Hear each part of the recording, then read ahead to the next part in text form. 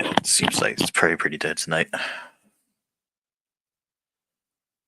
Which is weird, because I saw a lot of people on last night. But it is what it is.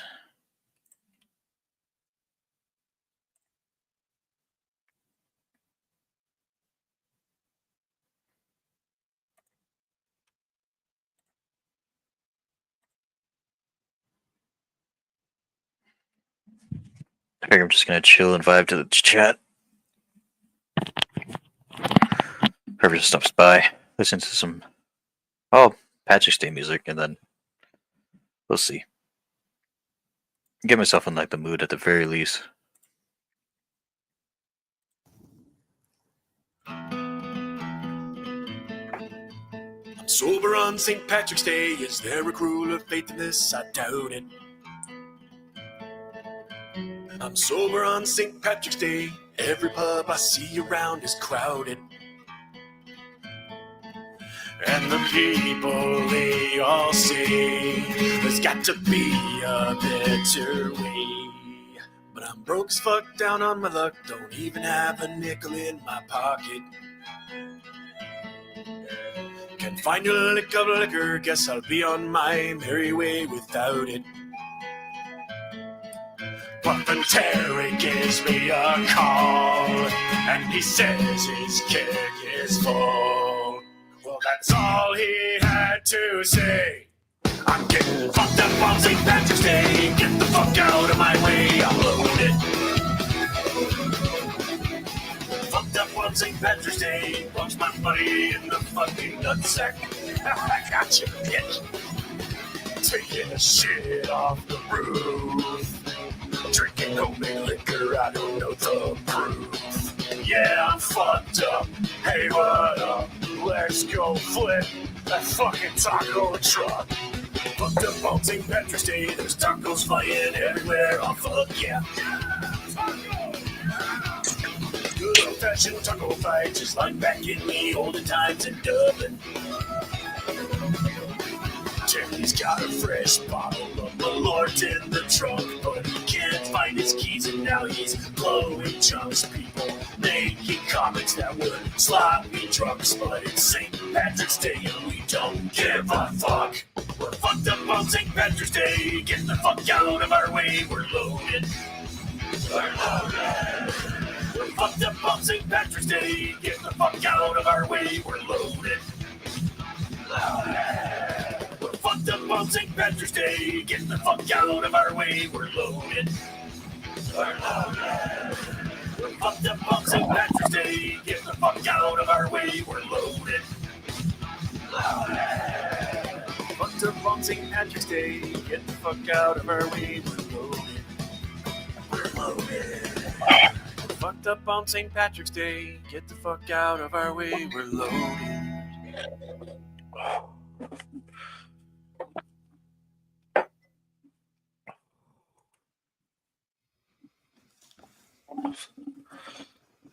Amateurs.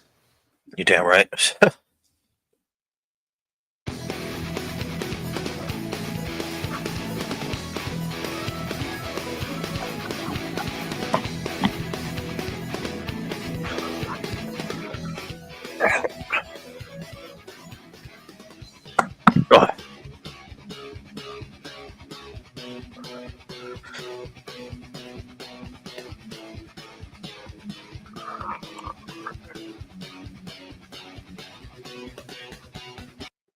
IRS e-file is now open. Snap your W-2 and What else do I know? Oh, there's always like Dropkick Murphys and stuff like that. I mean, that's pretty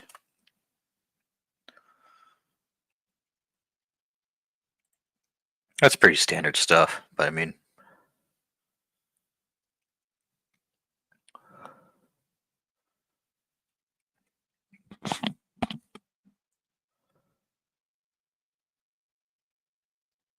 that's fine. Seen a lot of sights and traveled many miles. Shook 1,000 hands and seen my share of smiles. I've caused some great concern and told one too many lies. And now I see the world through these subtle jaded eyes. So what if I threw a party and all my friends are there? Acquaintances, relatives, the girls who never care. You'll have a host of rowdy hooligans in a big line out the door. Side by side with 60 bombs, Chief Wells and Bobby Orr. I'd invite the Merlin, cheers to you, Ben. I'd apologize to Sluggo for pissing on his couch. I'll see Mrs. McAuliffe and so many others soon. I'll say I'm sorry for what I did sleepwalking in her room.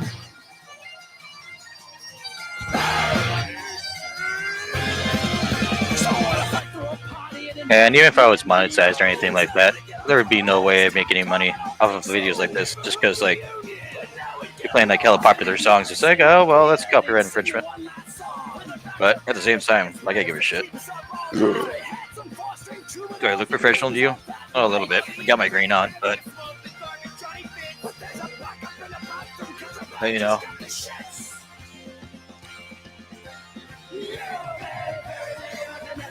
What's new with everyone else too?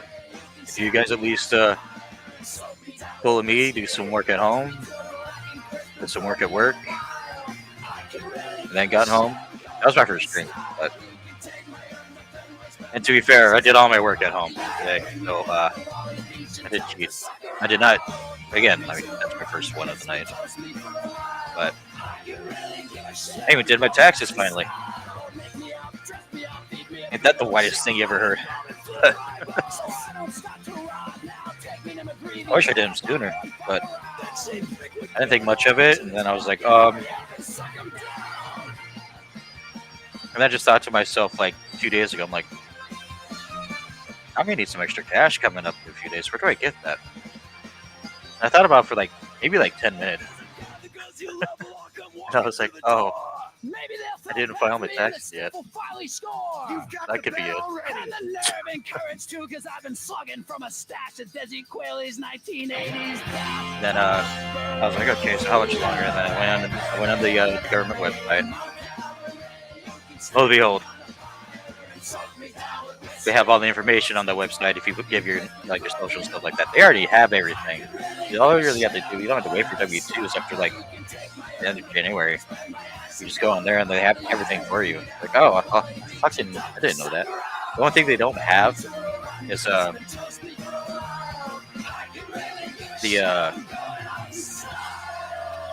employment identification number. You have to get that through like a former pay stub or something like that. But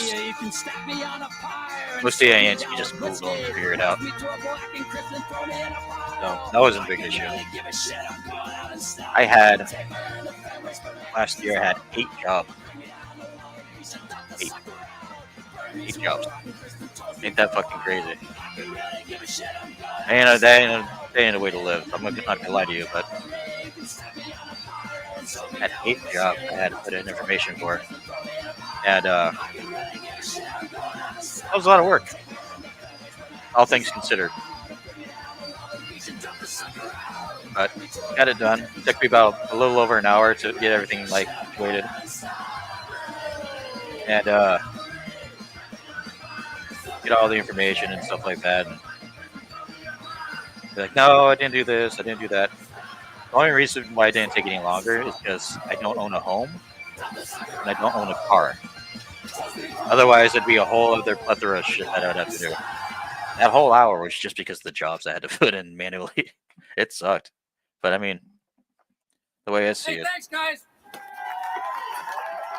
The way I see it, I worked an hour for Coors Banquet, the same brewing tradition since money I already had, but disregarding that fact, the way I see it is like, oh, I got this much money for an hour's worth of work. So I mean, fucking, it's nothing really to complain about. I was just like kind of surprised. I was like, dude, this is taking a shit to a while.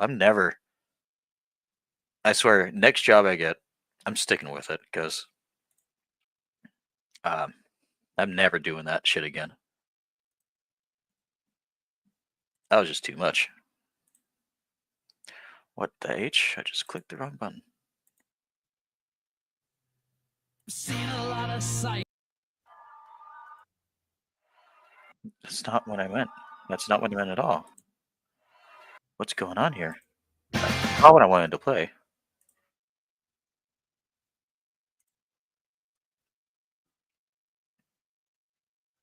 There we go.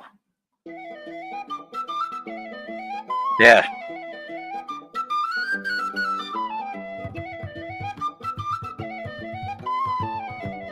People think it don't work. It's crazy. County map to go in the wall of her. Let's stick in a shinty bowl, the brick, the brack, the crack, and all. Let's call it an Irish pub.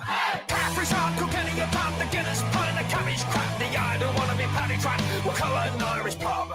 While all be fucked to swear upon the holy book, the only crack you get is a slap in the air. While all be fucked, you'll often burst your filthy mug if you draw one more shot. Fucking me beer.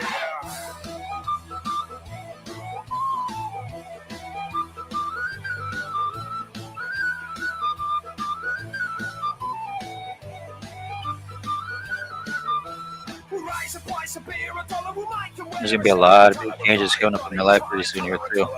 They're definitely for the better. It's just gonna be a lot of adjustments. Physically. It's gonna be a lot more responsibility.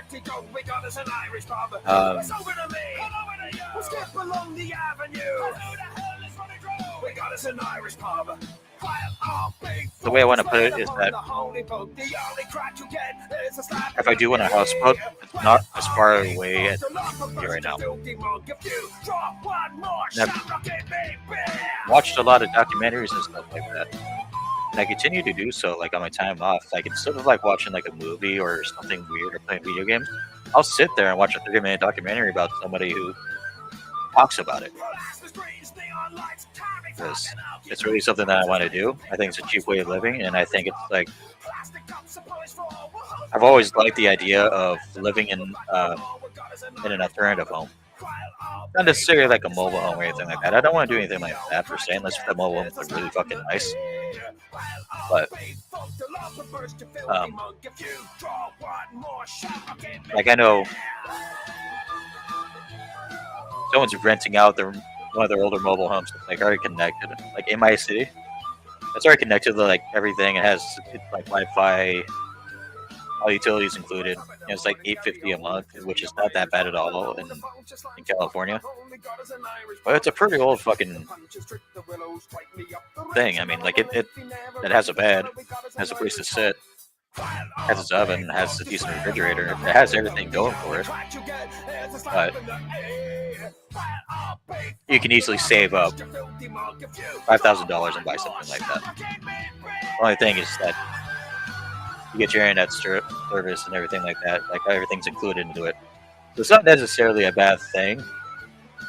But other thing too is that like once you get stuff like that, you kind of have to live by their rules still, despite the fact like for that example that mobile home is detached. Like the description said, it doesn't really affect me because I don't smoke, but it did say no smoke, no pets. And I'm just like, well, that's probably why I charge them pretty cheap as far as California goes, because you're not interested in having a smoker in there. So, and obviously, as everyone knows, 90% of Californians smoke, whether it's cigarette or weed. So I mean, yeah, you're good luck, you know.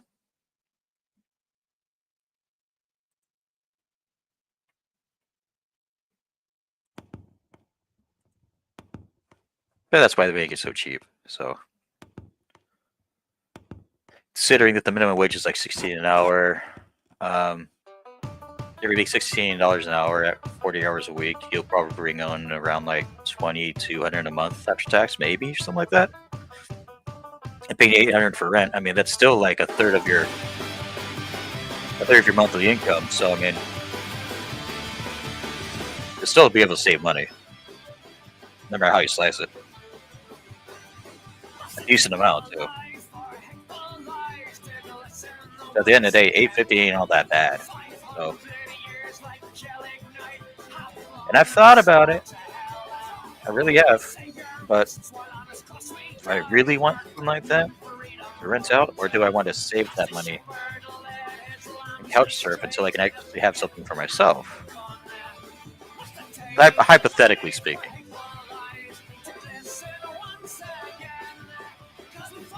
I mean, if I had to, I'd be like, yeah, sure. I think you get out of me for drinking beer? No? And then that's fucking all I do. So, drink beer and play video games. And I'm a flirt as well, so let's go ahead and drop this into here. Not all of it. I don't even gonna say it's taking it easy still, but I don't want to do as much, especially after the experiment I did with these things.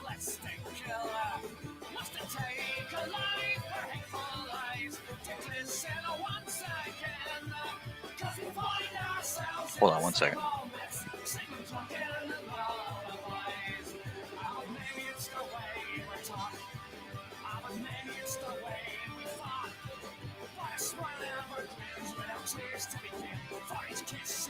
Oh damn, their weather's actually pretty shitty out there.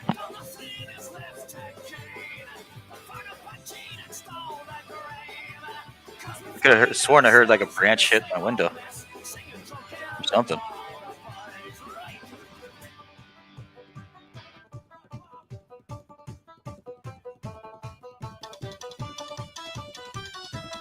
That's another thought. What if a branch hits the window and the window cracks and I have to pay for that? Maybe. If I can prove it came from outside, I'm like, oh no, I didn't do it. Weren't me, I swear.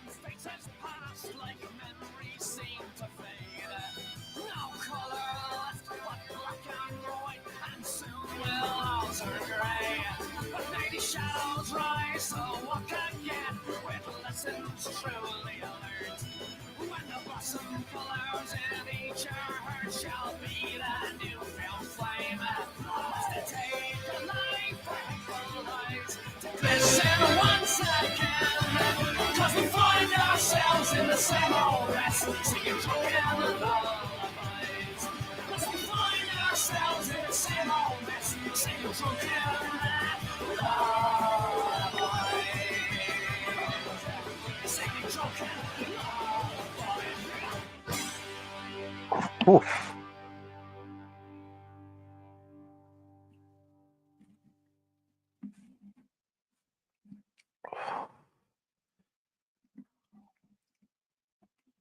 Oh man. Oh. That song's fine. I'll play it soon, but kind of have a story to tell. It happened a little bit early tonight. So I went to the store a little bit farther from me. It's about like a 10-minute walk. And we're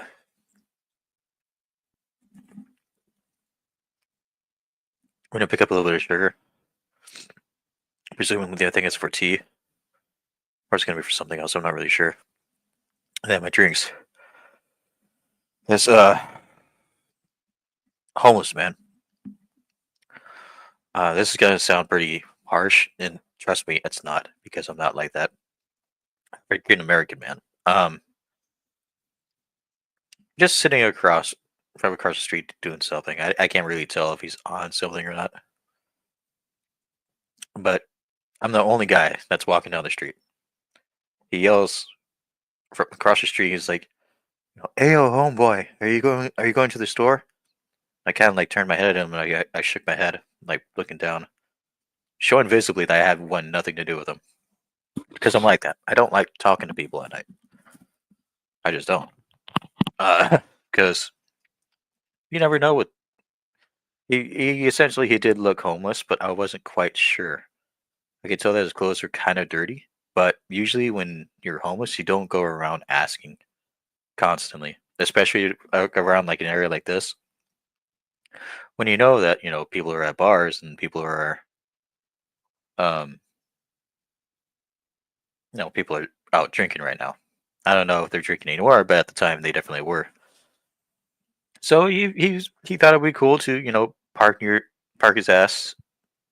When I say park, I mean like he's sitting down on it somewhere right next to the convenience store, and across from street from the convenience store is the bar.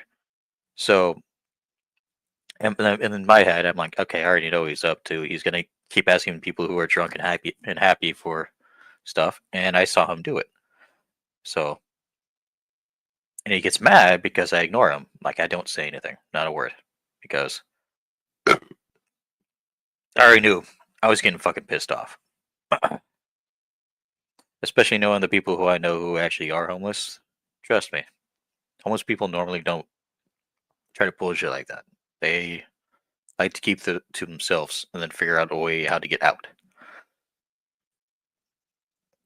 He's more one of those homeless guys who was trying to get money for cigarettes and weed and stuff like that. Well, not even that. He was just trying to see if people would buy him cigarettes. Like I guess he was being kind of honest about it, but when he tried talking to me twice. Once before I left the store, or when I got into the store. So I did. And he walks into the store a little bit shortly after, but he's not making a scene with me. He knows I'm picking up my drinks and the thing of sugar that I got. And when I leave, he's out sitting where he was, and he got somebody else who came from the bar, obviously, to buy him some smokes and whatever. And they have him thinking like, okay, now he's all set, he's gonna be happy. And he looks at my bag where he knows how much I got, and he was like, "Are you gonna drink all those?" Like, one night? Definitely not. In my head, obviously, that's it's just like it's such a stupid question. Um, and I know he's just trying to be smart. And as this time I made no notion, I just kept walking. And then he starts shouting, "Oh man, I fucking hate white people!" I'm like, and I don't understand it. Is it the style of the shirt that I'm wearing? Because I'll be quite honest with you, this sweater, although it looks really nice, sweater cost me $10. You know? So, I mean, it's lasted for about 4 years, and there's no tears or anything on it. Granted, I got a good deal off of it. In fact, when I was working at the grocery store about 3 or 4 years ago when I got it, they actually ended up getting a bulk of these sweaters during the winter, and I was just like, "Yeah, I fucking want to get one," because they look pretty good. I mean, are they top notch? No, but they're fucking amazing for $10. Like they're not itchy. It's not itchy. It's not. It might be itchy if I didn't wear a shirt underneath it, but like on my arms, I don't feel anything. Here, I can feel like a little bit um, of the texture, like starting to get a little bit rugged. It wasn't like that when I bought it. Stuff. It's a nice sweater that I've got a really good deal on. And normally I wouldn't even buy stuff like this, but at the same time, I feel a little bit dapper because of the collar. But that's the only reason why I got it. Otherwise, you'd see me like in a band T-shirt, coat, if it's cold. But I end up getting this sweater because $10 for a sweater is fucking, you can't beat that. So I don't know if it was because that was the way I was dressing that he thought I had money or something like that. Trust me, no, I got a deal off of this. I don't like spending money on clothes that much. Um, the last time I did,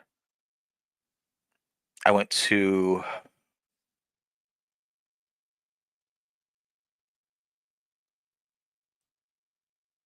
last I did. I think it was like a year and a half ago. I think not last Christmas, but the Christmas before. I got a corn T-shirt and a Smashing Pumpkins T-shirt, and it was like $30 for both. And usually that's pretty good. So I was like, yeah, I like both bands. I love Korn. I love me some Smashing Pumpkins.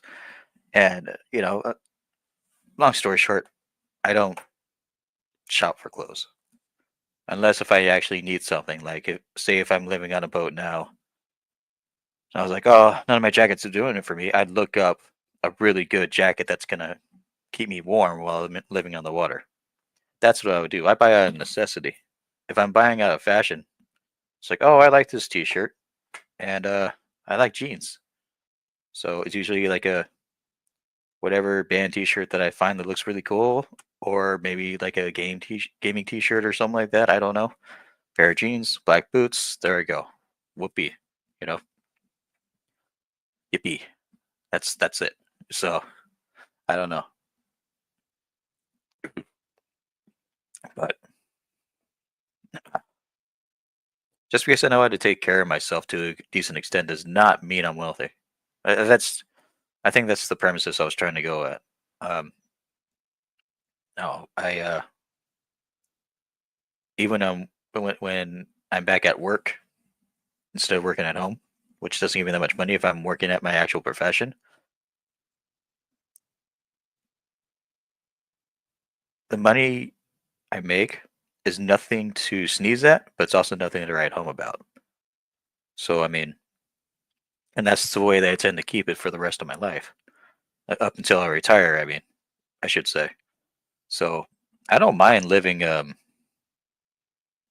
the same guy. I'm like, oh, there's a deal on like I don't know, some fucking random produce.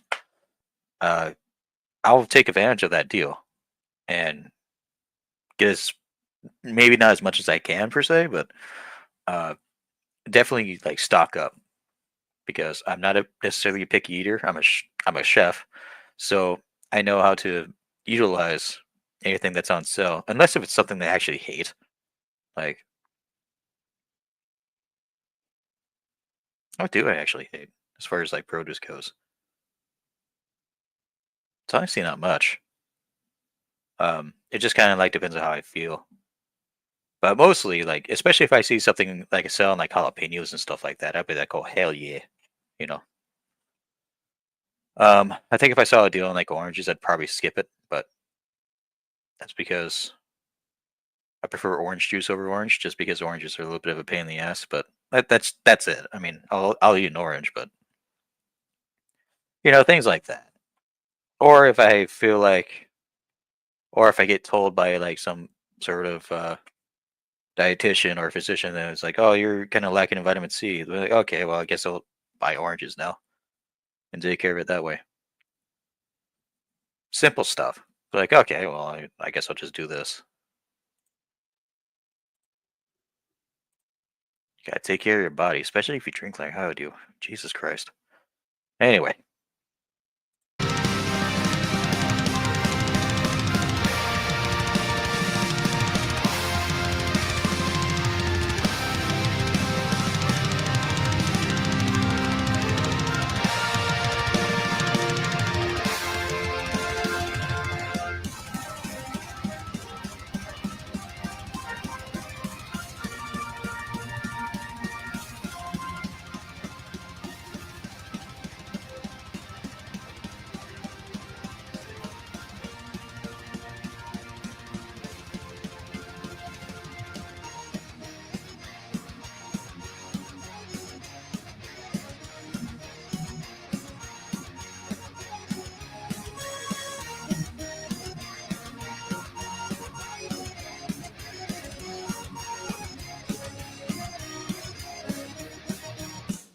Countless years ago, while lost in barren seas, there whispered murmurs of a bloody mutiny.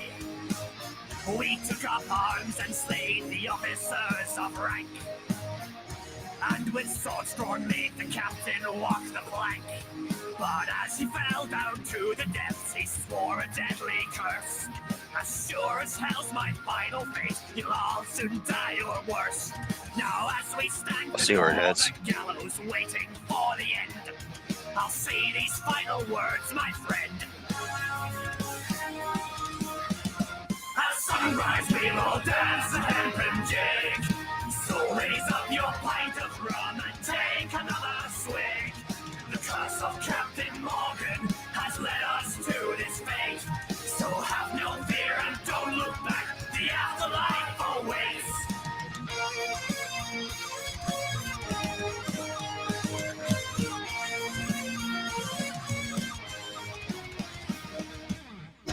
We returned to port with sorrow in our chests. An evil shadow followed us on every quest. Never to feel joy again was our fate. only misery and death, fear and burning hate. We broke the law, betrayed the code, now time is running out. An unforgivable offense of life, there is no doubt. Now as we stand before the gallows, waiting for the end, I'll say these final words, my friend. At sunrise we'll all dance a hempen jig. So raise up your pint of rum and take another swig. The curse of Captain Morgan has led us to this fate. So have no fear and don't look back, the afterlife awaits.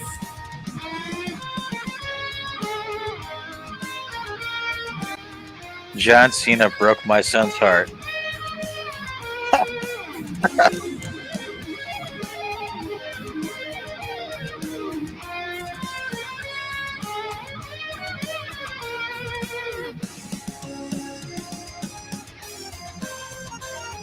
What's going on, Chief? Hey, how's it going, man? Let me bring up a little bit more on my end. Hold on one second.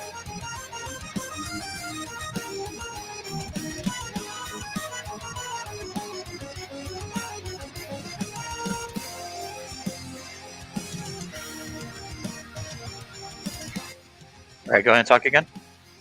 Hey, how's it going, man? There you go. Now I can hear you. It's just on my end. I gotta turn everybody off of auto adjust because even when I try to adjust myself, I can tell it's not really picking up. Yeah. So I have to manually do it. What are you sipping on?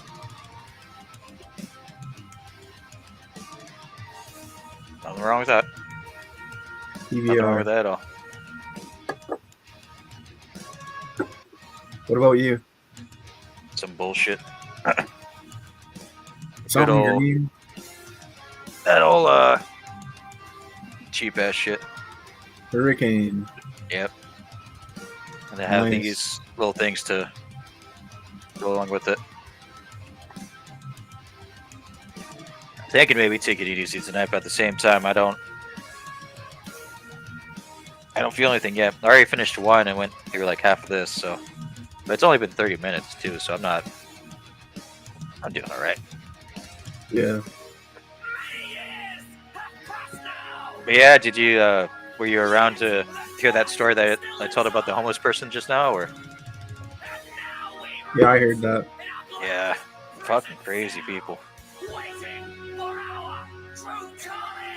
What's nuts is that we don't really have that big of that big of like issues around here like that.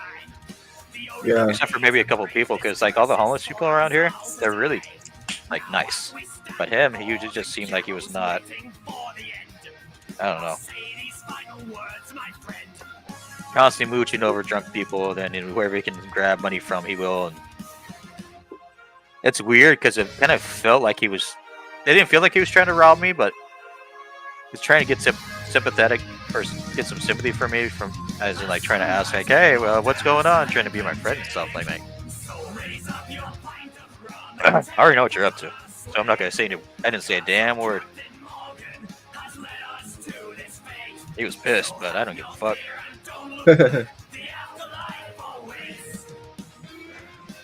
I can retract and say like, if someone came up to me and said they were hungry and asked for food, I'd be like, oh hell yeah, I'll buy you some food. But if you're trying to get some cigarettes and stuff off of me, I'm like, no, nah, dog. You don't need that to survive. You'll live without it, or however long you need to live without it. But if you're hungry, yeah, I'll feed you. It's just like with all those other people like on YouTube who feed the homeless. Do you see them buying anybody cigarettes? No, they're buying him essentials. And that's the fucking point. You don't need to go to recreational usage when Think you're your homeless. taxes You are need to simple? figure You out can the file fuck for how to free get with H&R what Block. got you in More there in the people first qualify place and for how to get H&R out. Block free online than TurboTax Yeah. Free Edition. Find eligibility requirements at hrblock.com/free. Especially during the day when I see a Approximately couple of homeless 55% of people around. filers Like if I qualify. have the money and if I'm going out to eat, if I see someone that's like I can tell they're not having a good time, or if they look like really down and depressed, I'm Didn't like, really know hey, what I man, wanted out of life early on. I'm Over not the gonna give you any money, years, but hey, have if really you're hungry, I can learned buy you about something what I if you want want. to pursue. Purdue Global You know? has helped me with having the flexibility to go to school Uh, full time, especially during the summertime. I'll be like, yeah, if you come back at purdueglobal.edu. you want some water, do you want me to buy you a burger or something like that, or? Because what's cool about my town, even though it's in San Francisco, we actually have, especially we're on like the suburbs of SF, and we actually have like 3 porta potties within like a 10 block radius that they're free to use for pretty much them, so they don't have to look for a bathroom or anything like that. There's a homeless encampment that they can go to, so it's like they're not alone. Obviously, like they're treated as equals.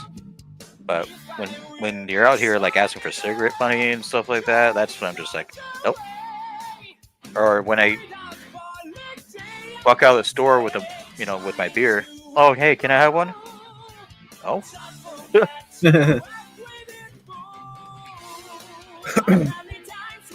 But no, there's a difference, and I've met a lot of homeless people in my time, so that's just how I feel about it.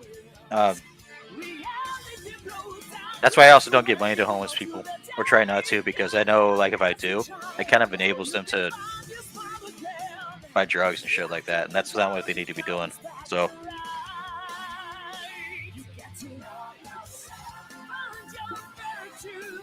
Because if you hand him like a $20 bill, guess what's gonna go? It's probably gonna go to like fentanyl or something like that,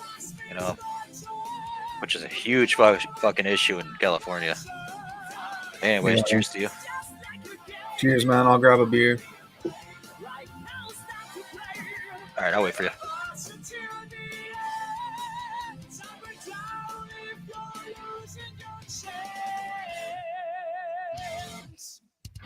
My train is running fast. How many miles I'm running, babe? I won't buy any lies.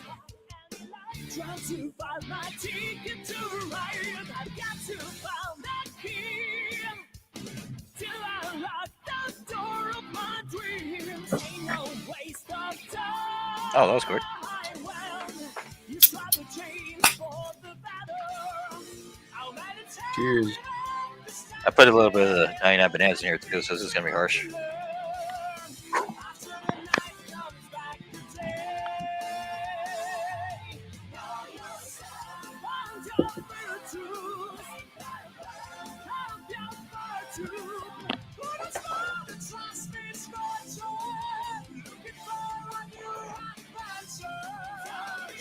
Harsh tasting? Not really, but it's just a lot.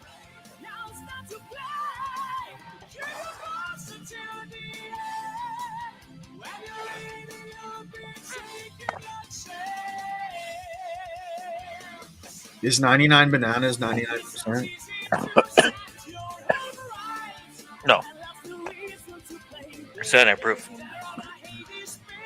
So it's 50%. That's why I go through this very slowly. At least I try to.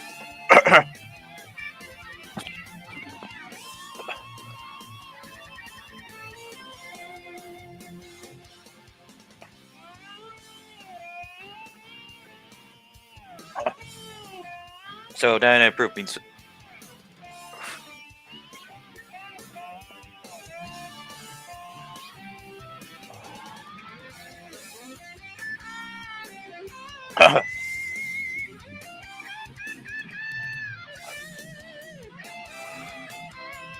okay, I gotta slow down, my stomach's getting full.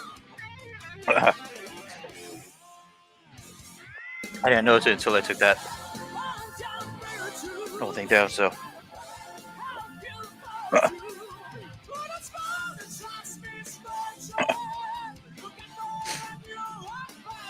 You ever see like those eating competitors? Yeah. How some of them actually complain about like the worst thing that they eat is the bread. Like if they get like a giant burger, because like the bread has a lot of like holes in it, so it creates a lot of carbonation. So it's really hard to like keep it in because of that. It's the same thing when you drink something with carbonation. It fills you up instantly. So doing something like that 3 times in a row. It's not the taste, it's just the carbonation like getting to me like all at once. Just like, oh, I shouldn't have done that. Technically, I shouldn't have done that. But yeah. So this has about I love my natural hair, but not what hoodies were doing to it. So I made my own. how many milliliters? Chasing Philly helps my business grow one hoodie at a time. Get financial guidance from bankers Okay, in so your 50 community. milliliters, so Convenient digital tools all in one place. Chase for business. Make more of what a you little do. less than 2 shots. I think 2 shots. No, it's 2 shots. Okay, so oh fuck these commercials, man. But I know I like that.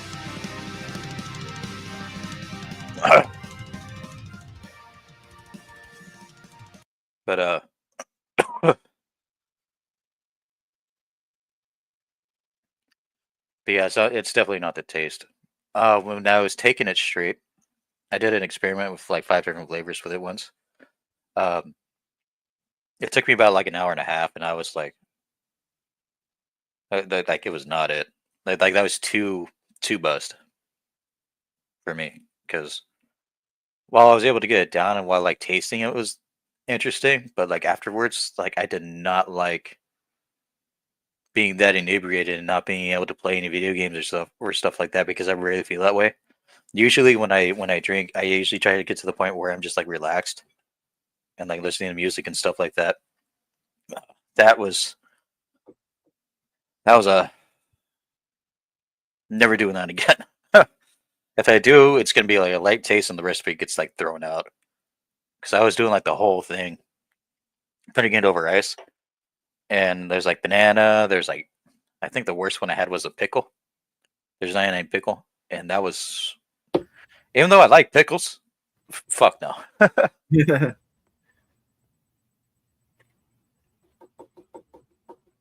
Because who doesn't like a good like fresh pickle? But like if it's like an artificial pickle, it's not. No, Garlic pickles. garlic pickles are pretty bomb too. I think what brand does that? Oh, actually, when you say garlic pickle, it kind of reminds me of this one time when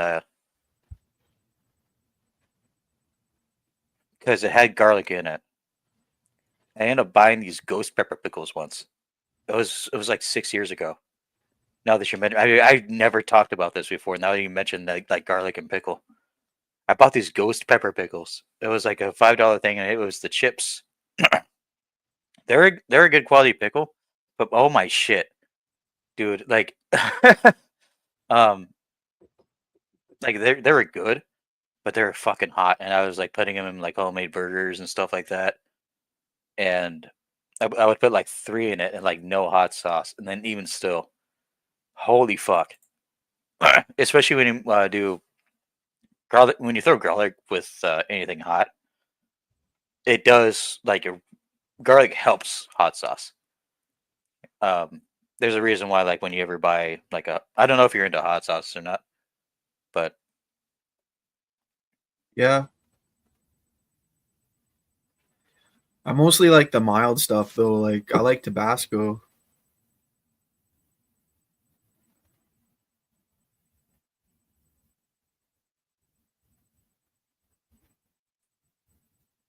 my bad, I cut out. Tabasco and what else?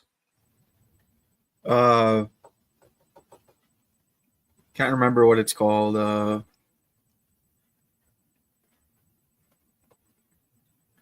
Cholula. Kahula. That's what it's pronounced. Yeah, But yes, I like- know what you're talking about. When you say Chuhula, that means you're trying to spell it out in English, but it's pronounced Kahula because of how Spanish people spell it. yeah. It kind of when I first got my first job, my first cooking job, it was at a Wingstop, and I worked with a lot of Mexican ladies, and right next to that wing stop, I remember this very fondly.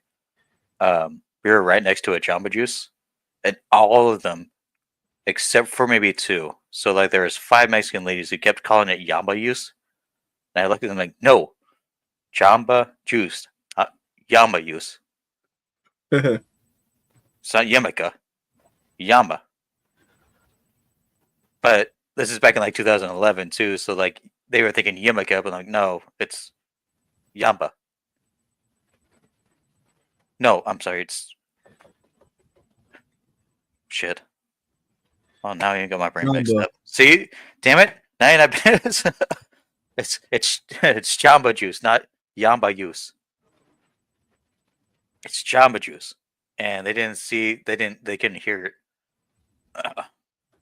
They were like, "Oh, Yamba Juice." No, Jamba Juice, and they had a really broken English too, and they're like, Jamba Juice. No. Guess. Jamba Juice. Okay, I'll remember next time. All right. And I remember, there's this one story. Every Friday, like each team member would take turns buying their shift Jamba Juice because it was pretty cheap back then. Everyone was able to relatively afford it, like once a month. I'm like, okay, well, I got like $15 on me, so I can buy 5. Jamba Juice was like $3 for like a tall whatever the fuck, and I was like, so next time I buy this, if you want to have one, I'm gonna pronounce it right. And I told her like out of a joke. She's like, all right, all right, all right, like laughing with me. And my time was like a week after that, and then I was like, Josefina, that was her name. Josefina, do you remember how to pronounce this? Yeah, Jamba Juice. Josefina, that's not what I said. Jamba Juice. She's like, oh, Roberto, because my name is Robert. She was like, oh, Roberto, and I forgot. Like, it's okay. At least you tried. So I was like, okay, what do you want? And so I bought it for her anyways, but that's kind of like the connection that I had with them after 2 months of excruciating listening to them, knowing a little bit of Spanish, and them talking about me behind my back. Oh, hey, look at this stupid white boy singing Spanish while they're talking to each other as I'm working the cash register. It's like, oh, okay. You guys don't think I could cook either? Do you guys want to? Because most of them with the broken English couldn't even work the register, so they're like, yeah, I know how to cook too. I mean, fucking. What do you do? Like, because back then, when you get bone-in wings, you drop the bone-in wings and then cook it. You drop it in the fryer, and you hit the timer above. Oh, 14 minutes. Oh, it's gonna come up. They were pretending they're a bunch of badasses when they're usually using a deep fryer and then having a timer on it as if it's some sort of microwave. So, yeah, I mean, they sucked, but they were just like, oh, look at this white boy. I'm like, okay, all right, calm down. Except for this one older woman. Her name was Maria. She was a sweetheart. A sweetheart. I missed the shit out of her. I think she passed at this point, but I don't know for sure. I think I think I'll have to revisit where they're at right now because I heard through the grapevine that she started getting paid a lot more, but that'd be cool. Like, yeah. I mean, I wouldn't necessarily even mind working there again, to be honest with you. But she was just like, oh well, if no one wants to do this, I'll go ahead and do it. And like she was a small, petite Mexican, like older lady. Like when I first met her, she was in her late 40s, and I think. But she was like, "Oh, if no one wants to do this, then I'll do it." But she preferred like the hardest, like physical job because she wanted to keep in shape. She would prefer to doing like wash all the dishes like hand wash. Like there's no machines. There are no machines in like a Wingstop establishment, and she preferred to do that. She's like, "Okay, everyone can do everything else. If you need me, just call me, and then I'd rather just like keep moving. Like, oh, okay, well, fuck, you know. But yeah, that was my I forgot where I was going with that story.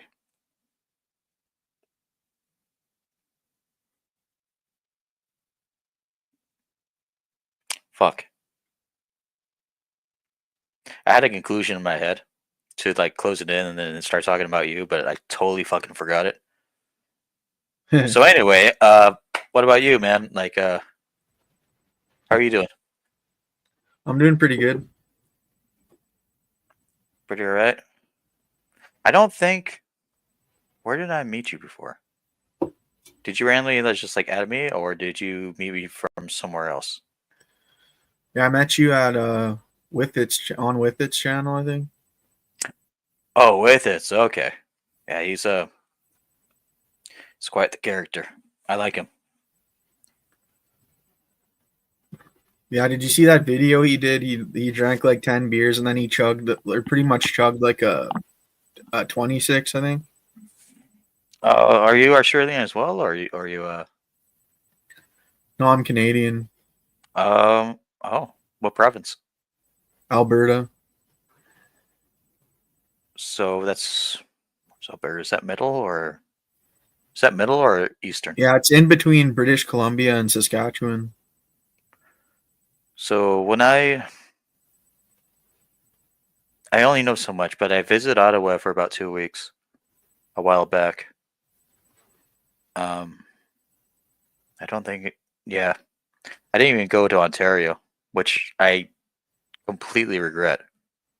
Wasn't really my choice at the time, but Well, you went to Ottawa. Ottawa's in Ontario. that is Ontario. Yeah. I think I mentioned I wanted to go to Toronto, Ontario, but that's because I'm a wrestling fan. So, but Ottawa, yeah, I guess it is, huh? Man, it's been so long.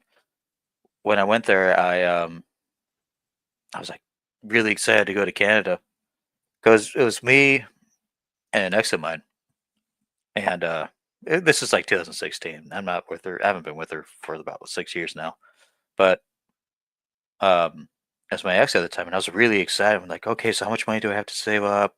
What is this gonna do? What's everything gonna look like? And nobody knew. Like, it was me and her family, like her dad, her mom, stuff like that. And her dad has been in her dad was born in Quebec, but her dad has never been back into Canada for about like 30 years prior to before he went.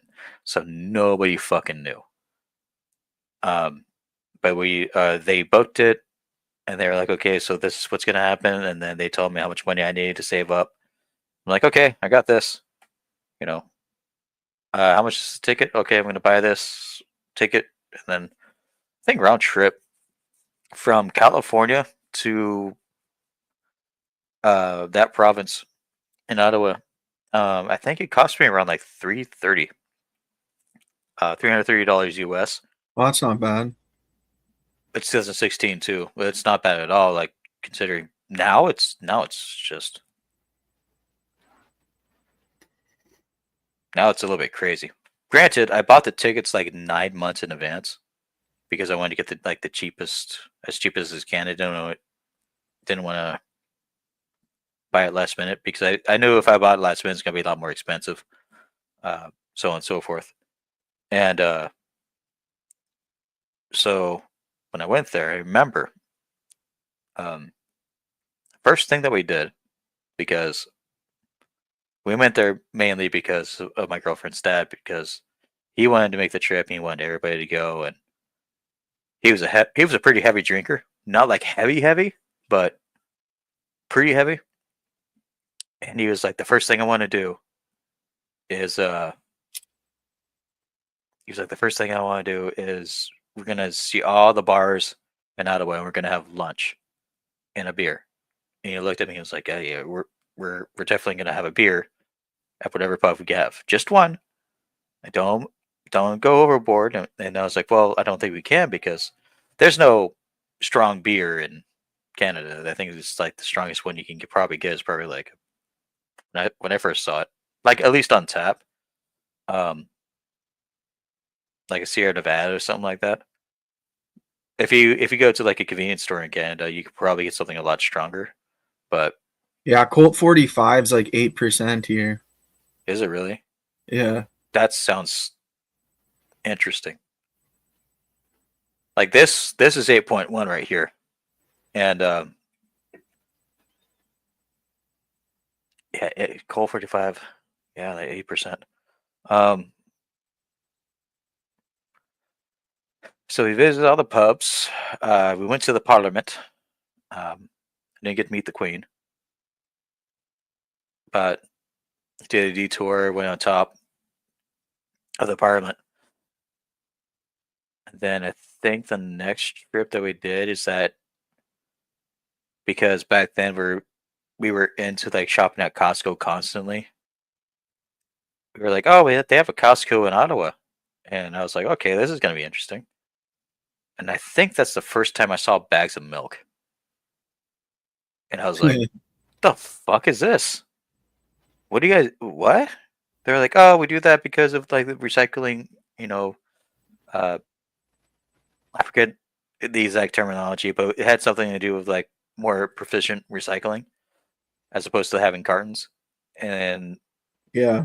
that's when I got to see like how you guys actually have the milk. You guys put it into like pouring jugs, open the bag, and it's just like, oh yeah, this is how we store our milk over here because it's so cold. It's not going to go bad at all if you don't cover it. I mean, as opposed to California. And so this is the last story I have for Canada, but like as fun as far as like funny stories go. So when I mentioned that I was staying with my ex or my now ex, but a long time ago, we ended up getting a room that was with a relative instead of like getting like an actual hotel room because it was saving us money at the time. And they were like, "Oh, we have an extra room for them." And I'm like, okay, so we're gonna sleep over here, and everyone else gets a hotel room. Yeah, I'm cool with that. And the man of the house, he was my girlfriend at the time's brother-in-law, and he came to me and he was like, "Hey, so how hot does it get in California?" Hot. He was like, "Okay, let me reiterate. So it's getting late in the night, and we're about to go to bed, and I really want to test something." Okay, what do you want to test? How cold or what temperature do you guys keep your guys' house ideally to be comfortable at night in California? And my response was 68 degrees Fahrenheit. And he put it at that. And then I woke up in the morning and I talked to him about it. I was like, yeah, I was pretty comfortable. But you didn't ask me, so I'm not the guest here, or I am the guest here, but I'm not gonna care. He was like, I know that, but I swear, and like he said it was like I said it was like 68 degrees, 67. He said it at that, and he was like, I was sweating my ass off at 67 degrees. And I had to put it back to our knowing like that. I'm so sorry, guys. I'm like, no, we didn't actually feel anything. We're fine, but don't worry about it. Like, but that's kind of on you.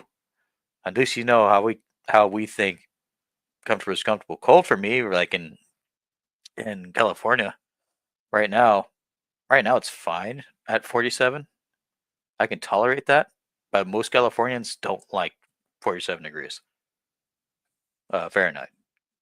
Most of them like around like the 75s and stuff like that. But for me, I'm much more comfortable with cold because even if I do get cold, I do like the feeling of getting cold and then standing next to like a warm fire.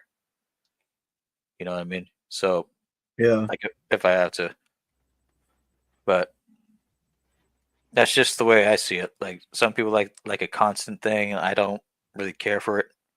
If I get cold, I like the feeling of getting cold and then like either getting a close fire or like throwing a huge blanket over me, and then I'll be okay. I don't really freeze when it gets hot. For me, hot it's a little bit over 106. Fahrenheit, which is hell, but I can like kind of tolerate it. My perfect degree is around like 70 degrees. Like if I've walked outside, if it's 70 degrees, I can put shorts on and have the Californians look at me weird. But because then they'll be wearing coats and stuff like that. I'm like, no, I'm fine. No, but you're gonna get sick. No,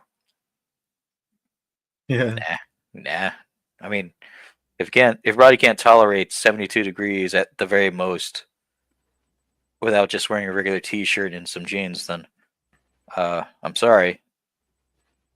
I'm not the one getting sick too often. It's just your body deficiency. So anyway, I gotta use the restroom, man. Give me 2 seconds. I'll be right back. All right, no problem.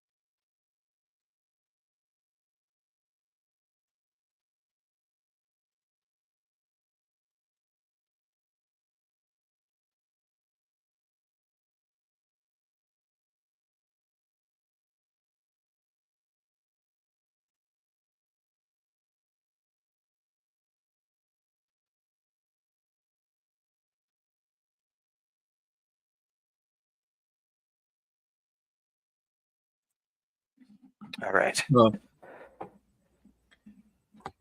Had to piss like a racehorse. I couldn't stop shutting the fuck up.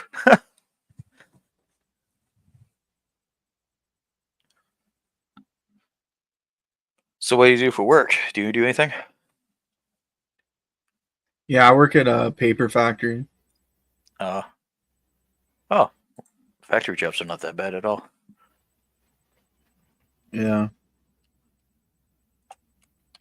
I mean, it's could be a little bit of a grind of work, but I can only imagine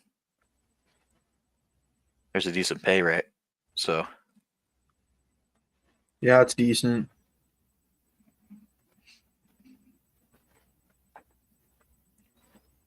that and your eggs must be cheaper out there too, bastards. I think they're like $12 for a dozen.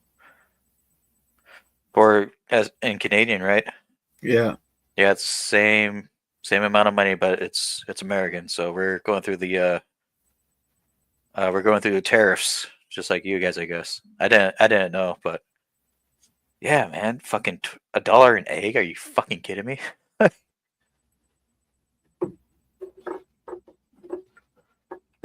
It's some ass. I tell you that much. It's total ass. So I like having eggs, but now it's just like, how the fuck did bacon get cheaper than eggs? I Because have no idea. It's crazy. yeah, you can get like 12 slices of bacon for like $7. And now eggs are, well, it's because there's a bird flu, as I'm sure, but like I did my research on what's going on. I do know that we're now getting our eggs from not the animal, but the country of Turkey. So we're getting them shipped to us now instead of getting like our natural born or natural American made eggs. Because it wasn't even a month ago that an egg would cost me like 50 cents. And I was like, you know what? That's cool. That's fine. I mean, like inflation, whatever. But now it's just going to double. I'm like, well, I guess I'm not going to eat eggs until this whole bullshit's over.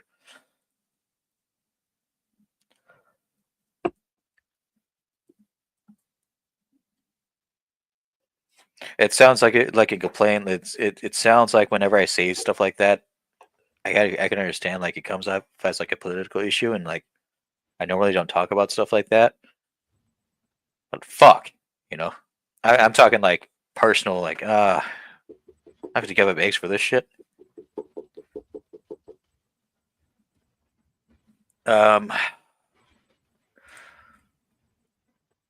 What's some more Irish songs I can play? What do you feel like listening to,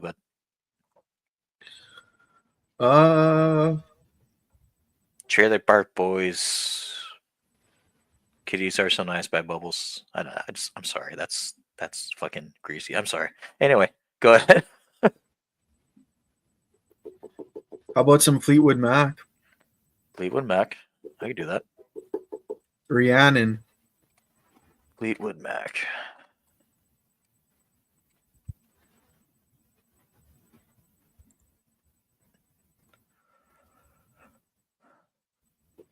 Oh, okay.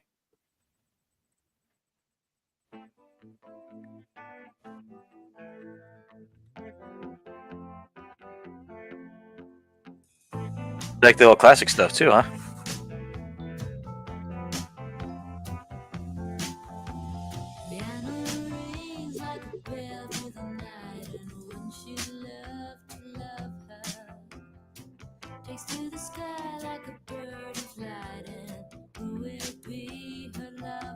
It's always nice to wait.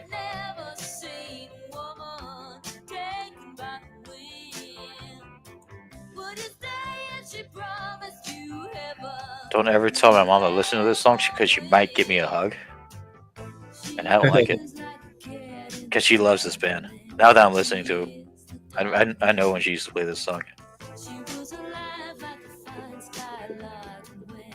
Me personally, I'm okay with it. But that's because I grew up with it. And it's one of those like, so when I was an early kid, I was growing up with like old school country music and stuff like that. That sound pretty cool, and like country rock, like Led Zeppelin and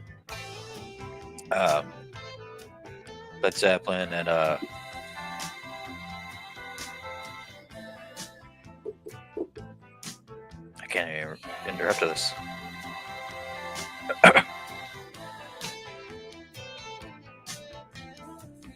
Sorry, Led Zeppelin and Skinner and stuff like that. And yeah.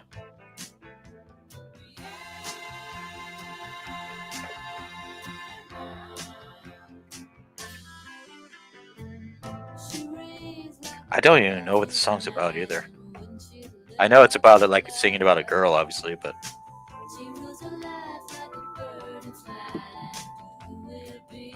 yeah, me neither.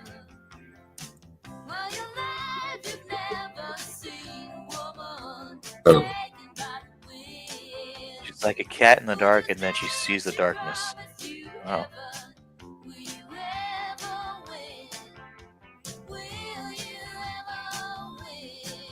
Oh, no way. The song tells the story of Rhiannon, who's a goddess in Welsh mythology. Welsh mythology? I didn't know Welsh had mythology stuff. Yeah. Beauty, grace, and magical powers. So, I don't know. Wow. The fuck knew?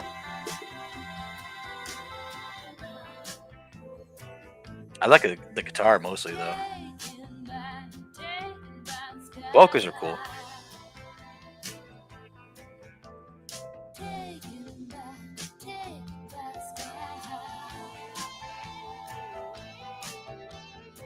Were you ever a big fan of Rush or no? That's kind of racist, but I'm a huge fan of Rush. I'm a fan of Rush. Yeah. Yeah. Play some after. Okay. What's your favorite song? I have favorite albums. When I was in high school, there was an old. Well, I guess I consider it old now, but there was a record store that was about 3 blocks away from my my high school, and oh,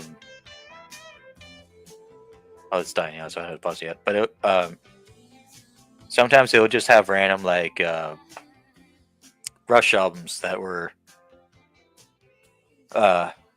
previously sold back to them because they would buy CDs from other people and then resell them and do it that way because they knew how to refurbish it. Kind of like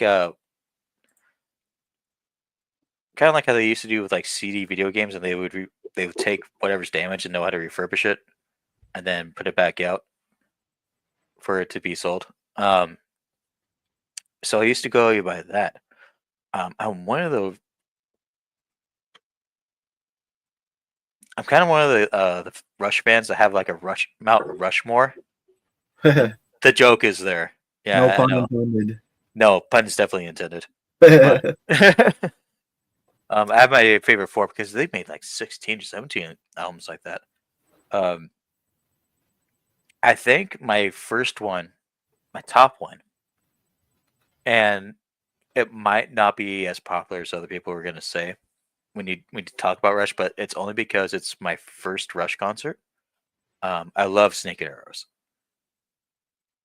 because it was my first major live concert I've ever been to, and The Way the Wind Blows was the very first song that I listened to live that they play live from that album, and that song touches me. Just because of the lyrics, mainly. The drumming is cool and everything of that sort of nature, but I think like when I went home one time after listening to the album, and I ended up buying the album there, and I read the lyrics. I think it touched me the most when I was getting into my senior year in high school. So I'm gonna go ahead and play that song. Yeah, sure. Is it one of their most musically complex songs? No, I know that. You know, it's definitely nothing like Fountain of Youth. You know, because Fountain of Youth is when they were young and going fucking nuts. Especially Fountain of Youth has a really badass drum solo that lasted for like 45 seconds and like in the 9-minute mark. And I think that song's like 21 minutes. But yeah, it's something like that. And I understand that, but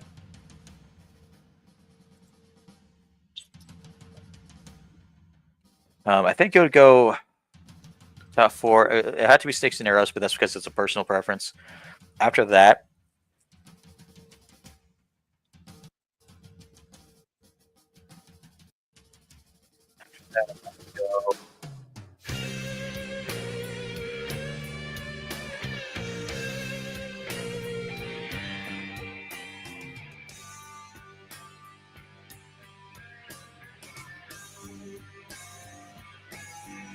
Spirit of the Radio.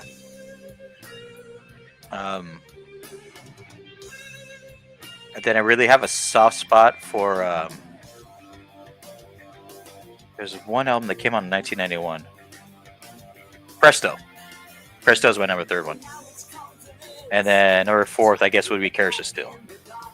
So it gets weird because, like, as soon as I listened to this song, I went way back into their history. Because like I'm really obsessed with this song and its lyrics, and I'm like, oh, where the shit did that come from? You know, and then Stan, what up? You want to fucking kiss or what? Straight motherfucker. I'm just kidding. He and I fuck around a lot, but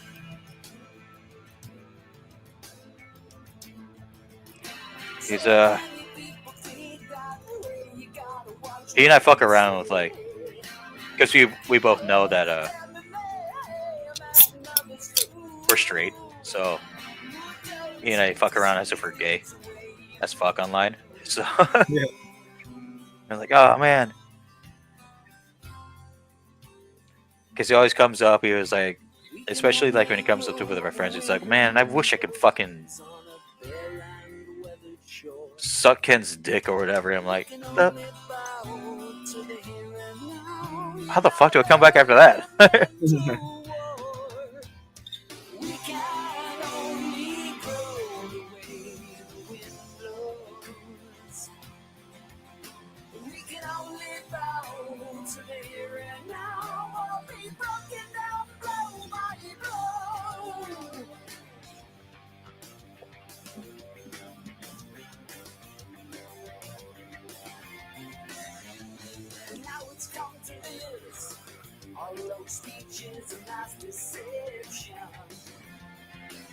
From the Middle East to the Middle West, like crusades in a holy alliance.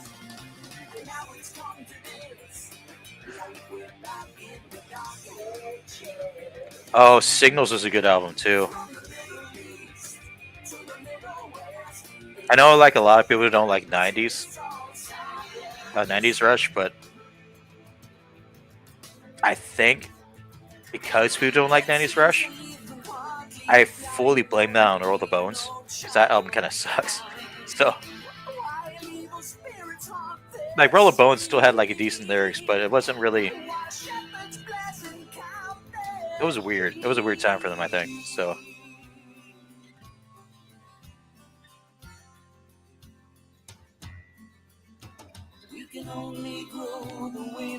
Yeah, Signals was great. So was.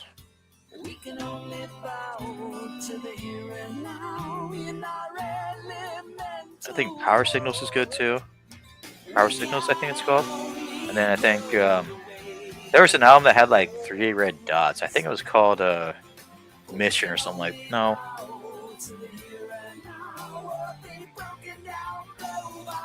My Rushology's off. Shit, now I'm thinking too much.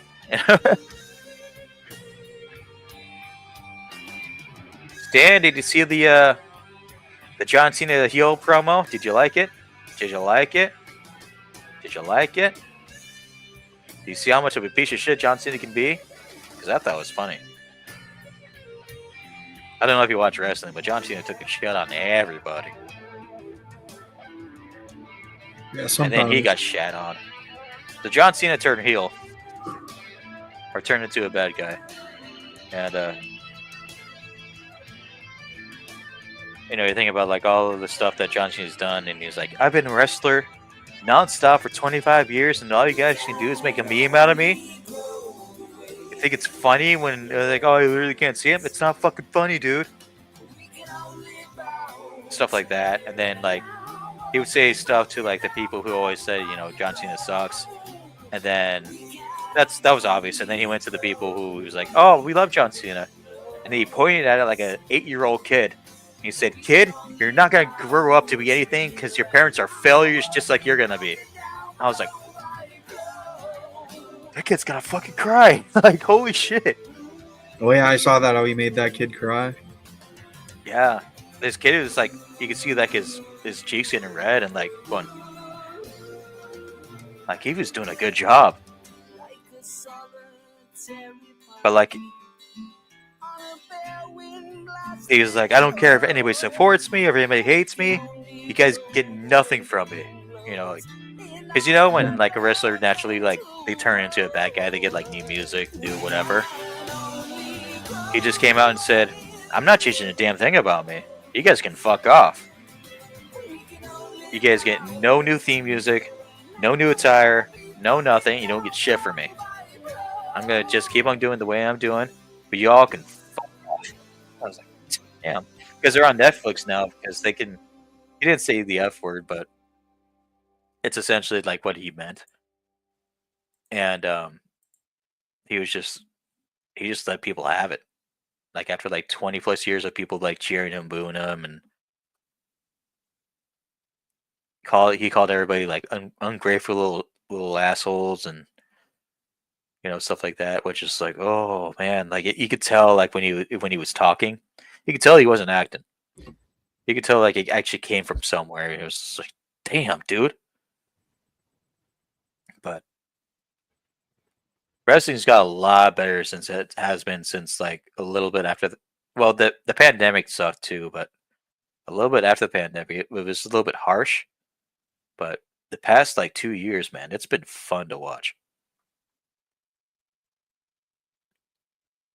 How do you feel about comedy songs? I like them. Have you ever heard of a band called Ninja Sex Party?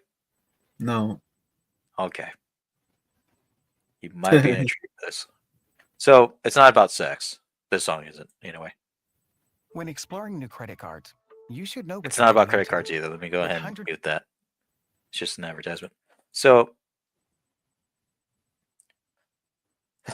this song is called Dance Till You Stop.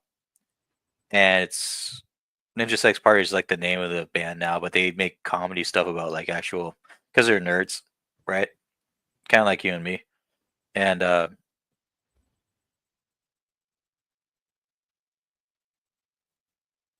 it has like a funky beat to it, but then you'll kind of catch on because they make all their jokes like really obvious. It's about essentially going to a house party and being like kind of like introverted and feeling very awkward against like the extroverted people who act like really fucking stupid and weird. So I think you might enjoy it. In other terminology, he is heavily influenced by Weird Al Yankovic and actually had shows with Weird Al Yankovic, like video game shows. I don't know if you watched Game Grumps before, but yeah, you'll get it, I think.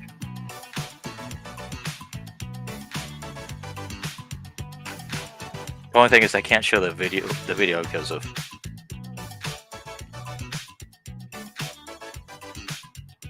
copyright infringement, but all my friends are going out to a house in town.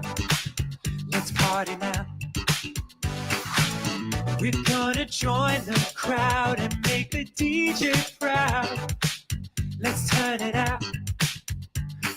We enter the house, there's a vibe in the air. Lots of fun, talking laughter, people smiling everywhere. It's been a long week and I need to unwind. This party has alcohol of every kind.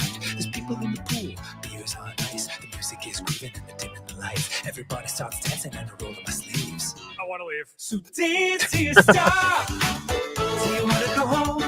This party is great, but not nearly actually, fuck it. great. You know what? I'm gonna start it over. I'm gonna share the video. Fuck it. I don't care because it makes a lot more. It's a lot funnier when you actually watch the video. Are you watching from? Are you streaming from like a desktop or Laptop? Okay, well, fair enough. Okay, so let me go.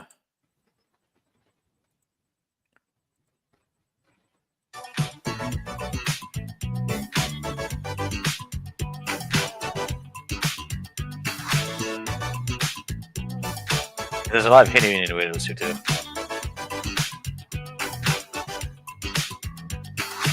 All my friends are going out Nokia, to a house in town. Let's party now. We're gonna join the crowd and make the DJ proud. Let's turn it out. We enter the house, there's a vibe in the air. Lots of fun, talking laughter, people smiling everywhere. It's been a long week and I need to unwind. This party has alcohol of every. You see, like these bottles. It says, there's alcohol of every kind. All these bottles are just called alcohol, but in different like texts. Yeah.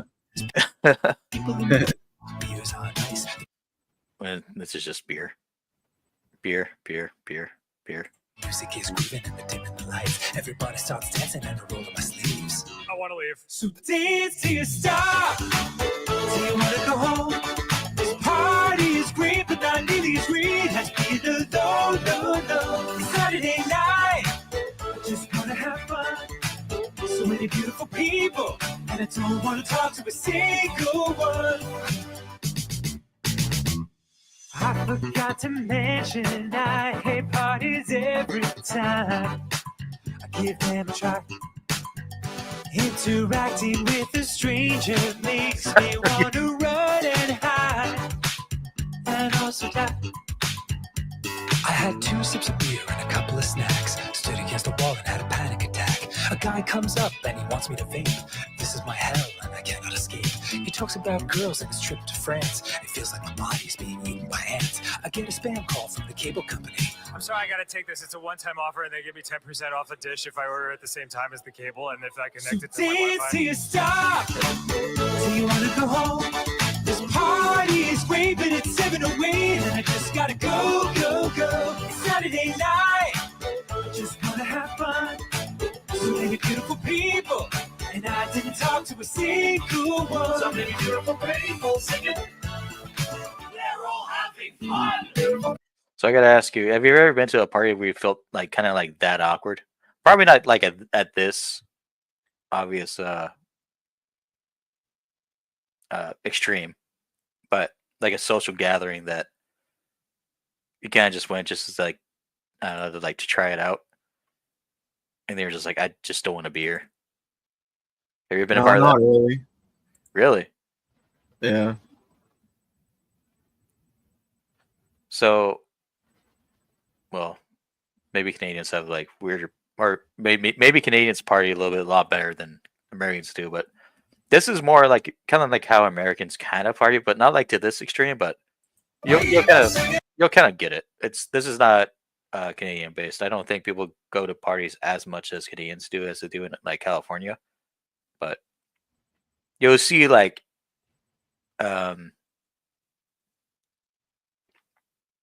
stereotypical Californians acting like this. But anyway. We won't stop until we see the sun. Everybody's singing, but I see one singing a different song. Why they stop? I really want to go home. And all these beautiful people are making me feel like a fugly little gnome. I feel the same way. Really? Yeah, I hate parties. I hate them too.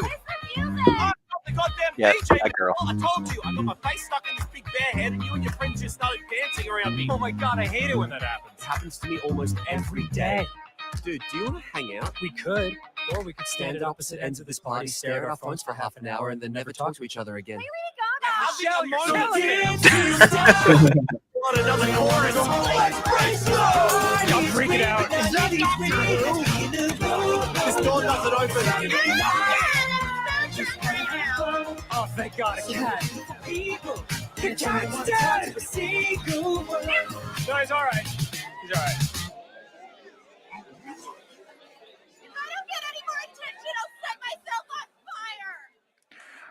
Which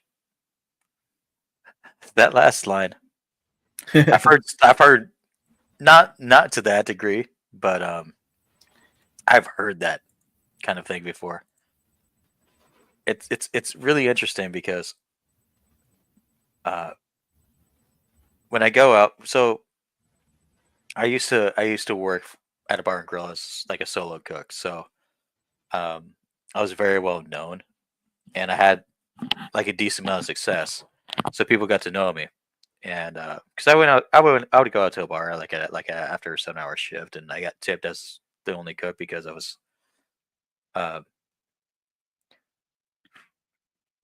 they catered to me as one. I didn't ask for it, but they were like, "Hey, sometimes here's $60 a night," and I'd be working like 5-6 nights a week, writing my own recipes and like getting creative and figuring it out what I wanted to do, which was a dream of mine until my boss decided like, hey, making a lot of money, I want to come up with ideas too because I feel like you're taking my job away from me. I'm like, no, I'm making you money. You can just fuck off, like I got really pissed.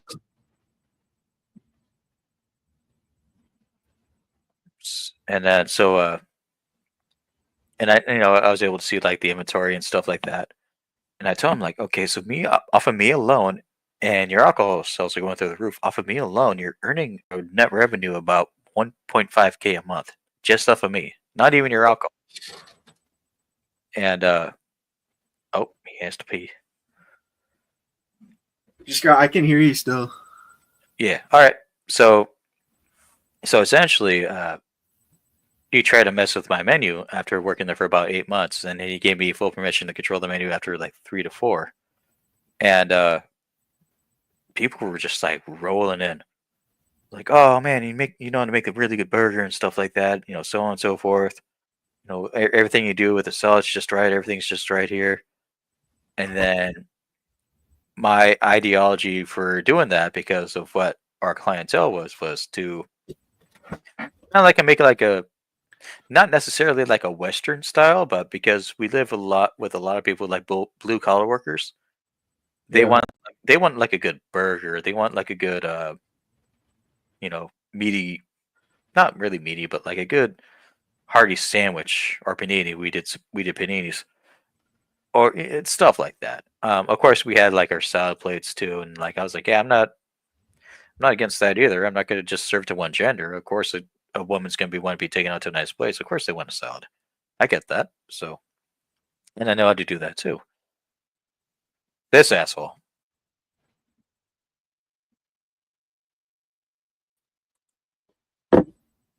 This asshole. Sorry.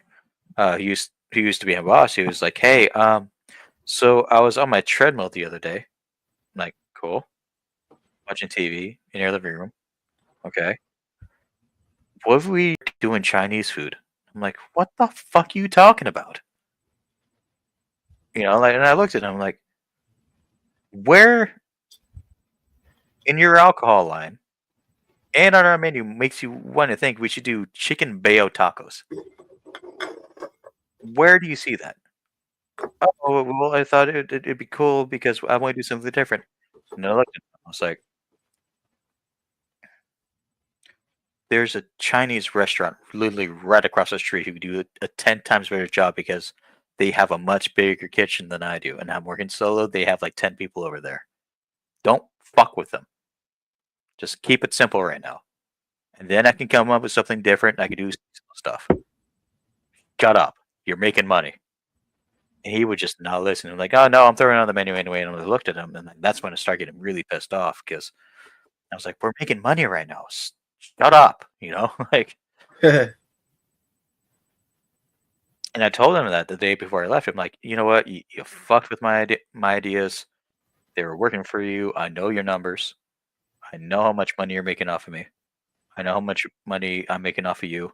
This is a really good thing, but you decide to have a wet dream because you watched a commercial about Chinese food on a commercial? Are you fucking stupid? How do you own a restaurant?" I was pissed. And then eventually I was just like, "You know what? I can't do it anymore." I remember that one night.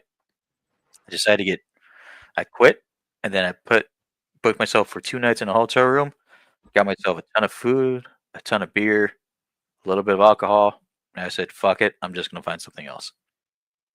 Because I was just like, you are ruining everything. And not just because he wanted to add something, it's because he wanted to add something that I told him it's gonna take a lot longer than anything else is gonna take on the because of how small the kitchen was. And you're gonna hold up everything else and you're gonna drive people away. Yeah. And it took me about like maybe 5 minutes to make cheeseburger, as opposed to those tacos that would take me an 8, but it's gonna get involved and intertwined because I had so much to work with. It's gonna take everything longer. You're just gonna hold everything up and you're gonna ruin it. If you have a simple, small kitchen, you're supposed to keep everything simple and small. No ifs, no buts. After I left, I figured out about 6 months later. He listened to my advice, and he hired somebody else, and and I waited about a year, and I'm like, "Hey, I'm just checking up on you. How you doing?" He was like, "Please don't ever talk to me again." And I looked at it's just like all like flatbread pizzas. I'm like, there's different there now. You went from like 35 menus, 35 items on the menu. You added 15 of them when I was there, and now you have like 12. So cool. Thank you for proving me right. You didn't have to pull that shit to me. And everyone who worked there prior to when I left. Everyone. He had to reset everything. So that's on him. But that's why he doesn't want anything to do with me because he would come off as rude and it's just like, oh well, you did this to me, and I'm like, no, you did this to yourself, Dad. I don't give a fuck. I don't. Like, I was making money with you. We both were, and then you fucking went down and ruined it. Like, there's recipes in the back of my head. I know how to make a cheese sauce from scratch. I know how to make barbecue sauce from scratch. And those were like my two main things. And I know how to do like decent seasoning and stuff like that. I know how to make spicy aioli from scratch. I had a spicy jalapeno aioli written down. I don't remember exactly what measurements I did with that, but that was badass. But people love that too. Like, it was selling. I was like, man, you're creating something really cool here. I'm like, okay, so why would you, if you're gonna go away from my spicy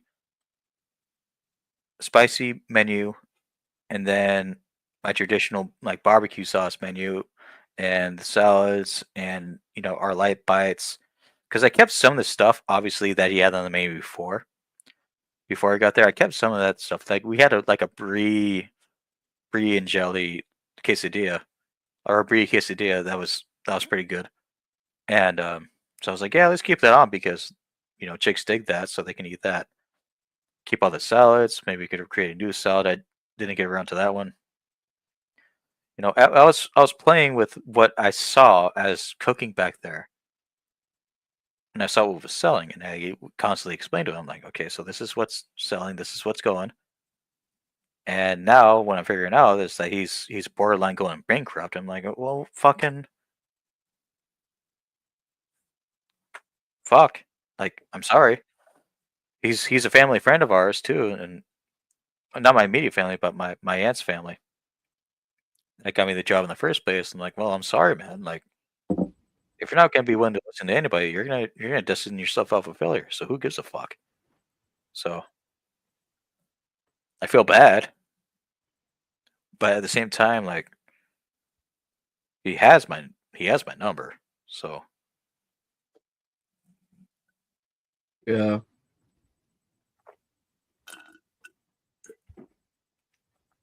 I got to take another piss now. Ugh. But yeah, that's the lesson I learned. Like, never listen to your boss unconditionally unless you know they're 100% right. Yeah. It's a lot easier to work in a factory when you listen to bosses because they know, like, because when you work in a factory, it's more consistent. You don't have to change too much as the months go by. But when you're a cook, everything changes because, like, when it comes to like vegetables and you know climate and stuff like that, you want to take advantage of what's in season and stuff like that. But anyway, I got to take another fat piss. Hold on. All right, no problem.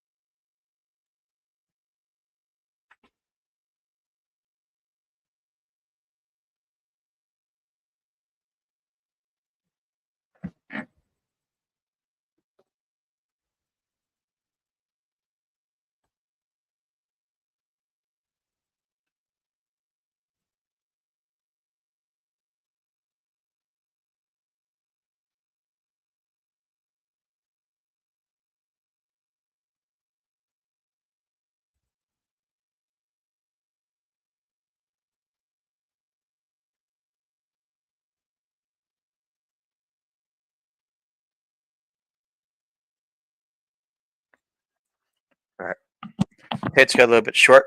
Well, wait. There's someone who probably wants to have me join.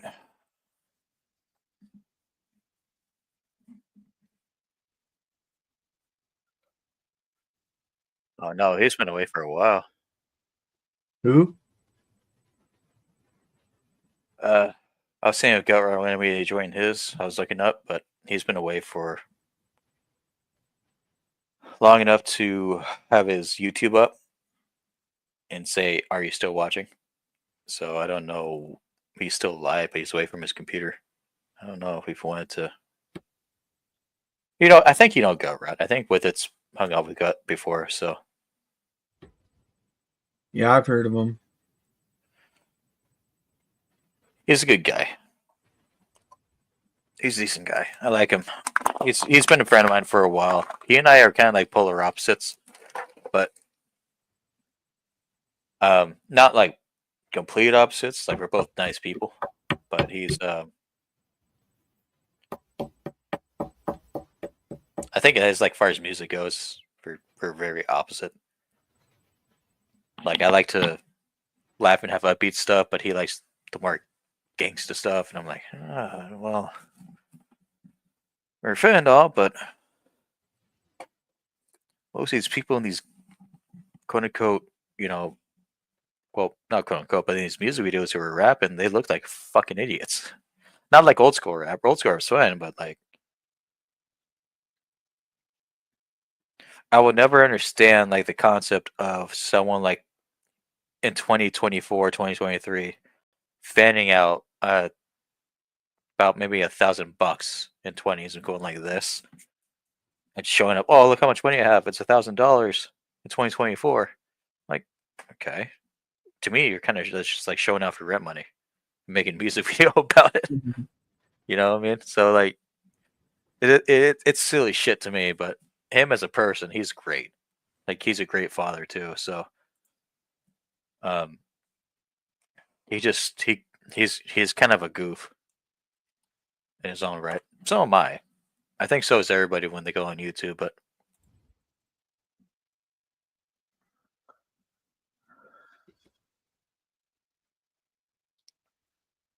like, he still has music playing in his background.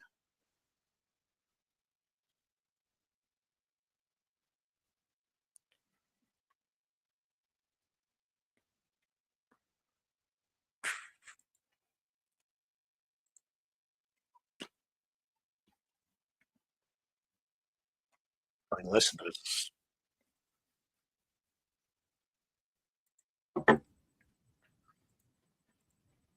I don't know, man. Maybe I'm just not gonna fuck with it with him.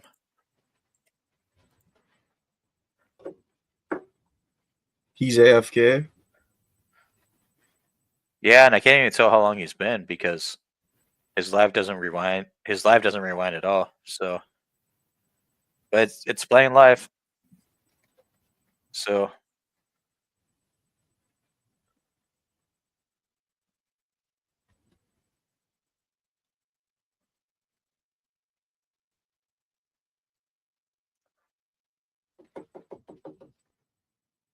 Put on Limelight by Rush. yeah, I'm thinking that. I'm just gonna listen to more Rush because fuck all day. So, oh shit, where do I? Okay.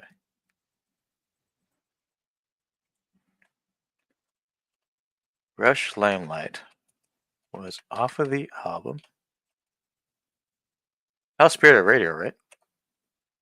Moving Pictures, I think. Yeah, Moving Pictures, right. Fuck, I'm dumb.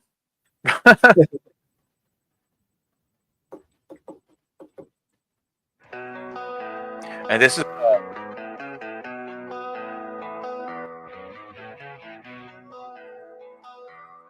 Can't hear you. Can you hear me? Yeah. So, yeah, Neil Peart wrote the lyrics of this song, and I remember. Oh, is it echoing? Oh,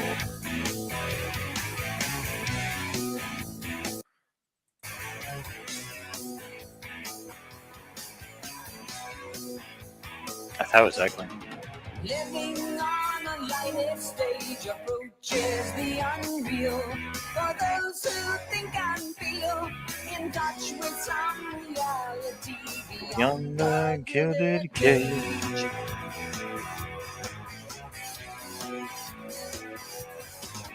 Destiny's unlikely role, ill-equipped to act with insufficient tact. One must put up barriers to keep oneself intact. Living in the limelight, the universal dream for those who wish to see. Those who wish to be must put aside the alienation. Get on with the fascination, the real relation, the underlying theme.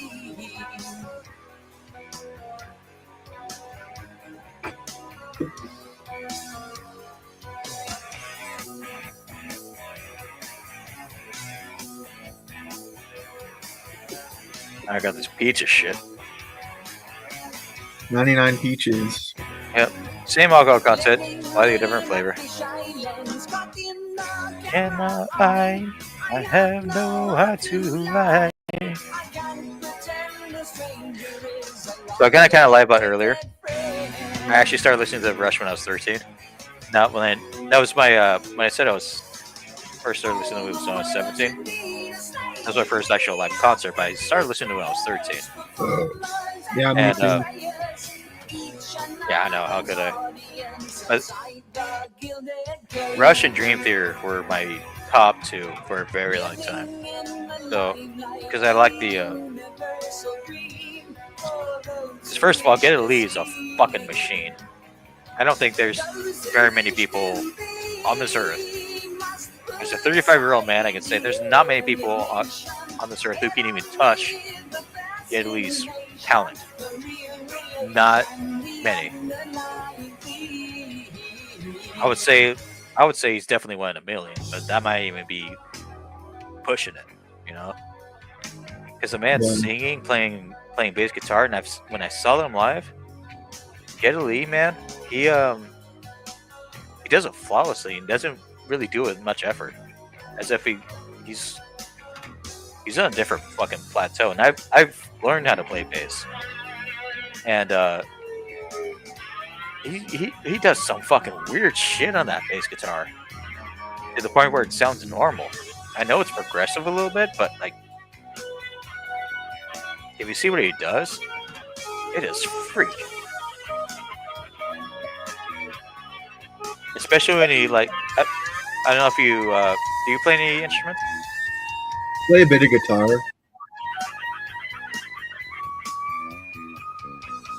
So I play a little bit of bass here and there.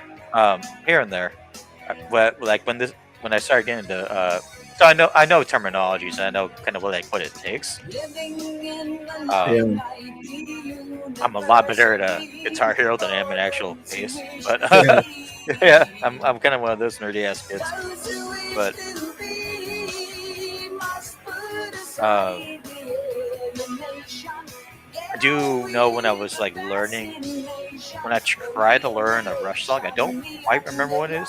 It could have been Spirit of the Radio, or the Spirit of Radio. That's when I learned how to try to use like rest notes with push notes on an actual bass, and trying to do that. This dude is doing it like naturally. Instead, it was just like periodically. It's just like it comes to him.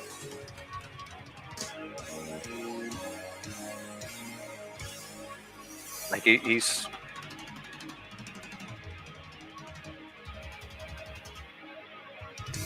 And all the dude does, like as any sort of narcotic, is that the dude has a fucking wine cellar. That's it. He has a wine cellar because he's a nerd. It pisses me off sometimes. It's like a rock star, man. Like, or when I used to be. But somewhere. This is also a song that's a parody of 2112 from the same band that I played last time. But I don't think we're going to go into that.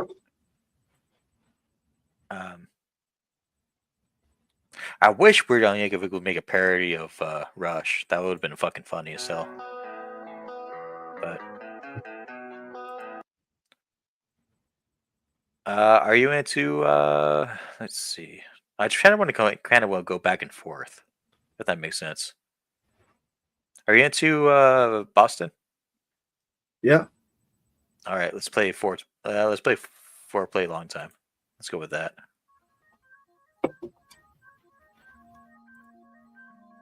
So where'd your inspiration of music come from? Now I'm putting you on the hot seat. This is Hot Ones now, with Ken, the almost bald guy, as opposed to Probably my parents. And then I played a lot of Guitar Hero when I was a kid. Dude.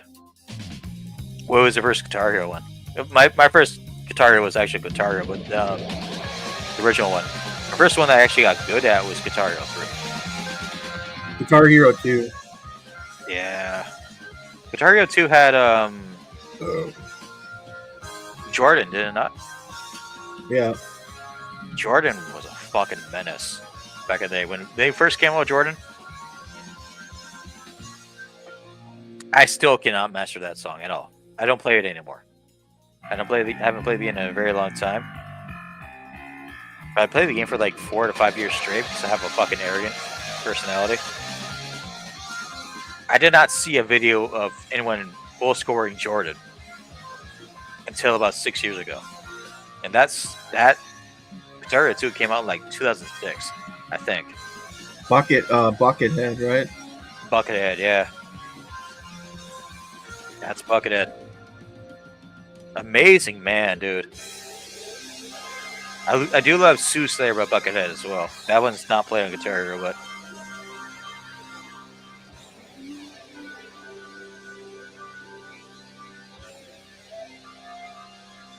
I think the first song I really got down to,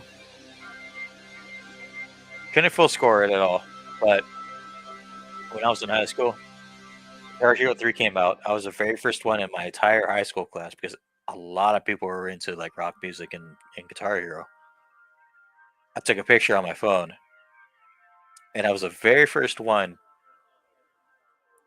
Not that it was a great score, like by any means as of today, but Dragon Force through the Fire and Flames that I finished on Expert.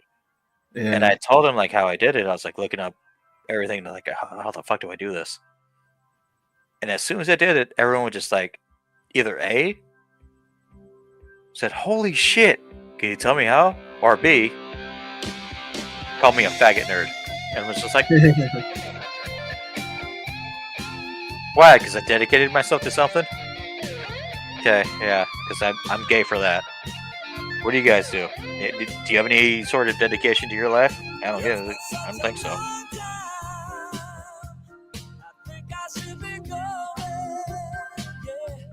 Now you see people left and right in Dragon Force, and they're like, "Oh, I use it because they do the tap, tap, tap, tap." You know,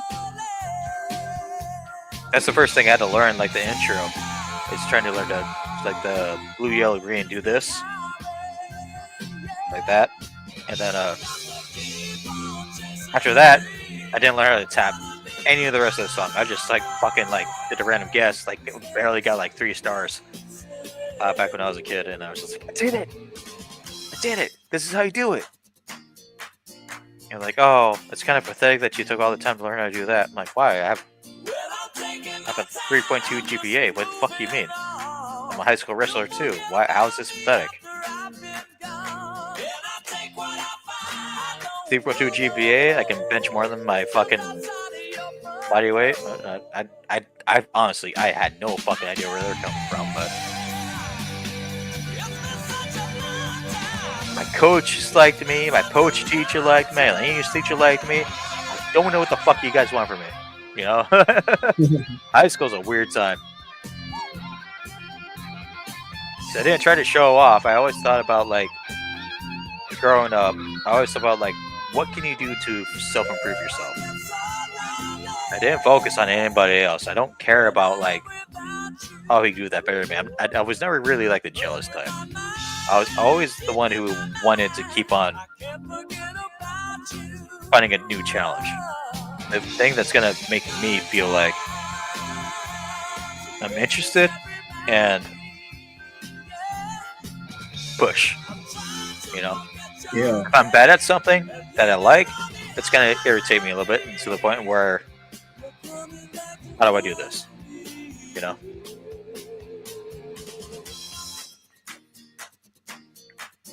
I think that's like a healthy way to doing it.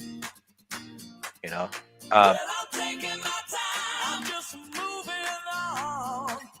You forget about me after I've been gone. I don't even know how to sing, so I just know how to keep the monotone vibrato.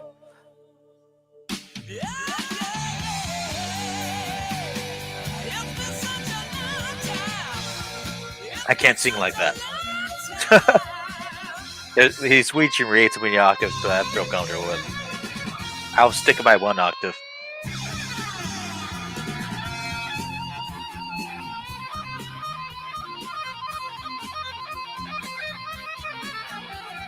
And get those hammer-ons and pull-offs right there.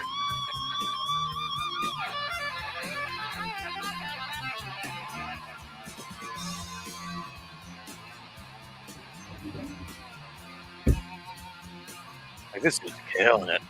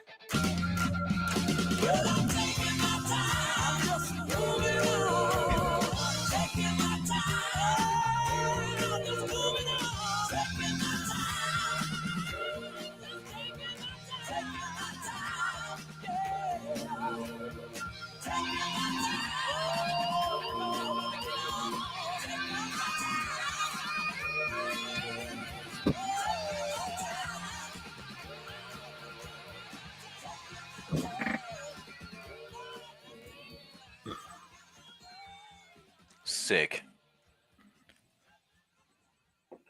I'm really happy that you came here too, because like now they got me into like listening to like old school stuff that's like kind of like popping in my head. Like, oh, I did listen to. Oh, thank.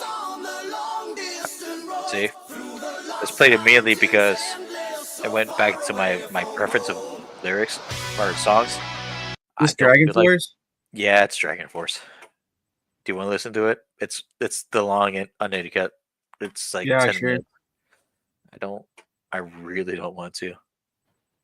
But It's up to you. I'll tell you what. If it's a music video they can look up to that's like 5 minutes instead of 10 minutes, I'll listen to that one. All right. I can't deal with 10 minutes of like I think they had a music video, no?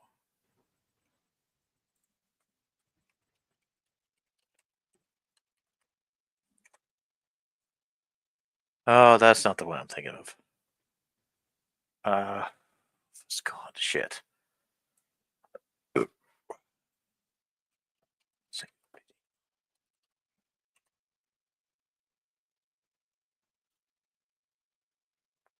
Heroes of the Time. No, my Heroes of my nuts.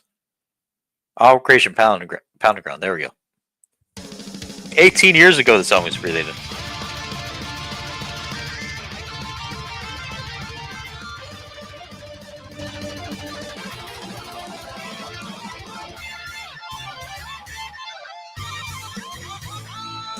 Smashing through the boundaries, storming through the burning fields, standing for the evil one, on towards the morning sun, falling on the skies of flame. Still searching Till this day,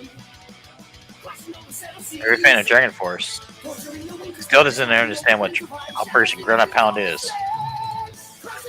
This has to deal with the woman.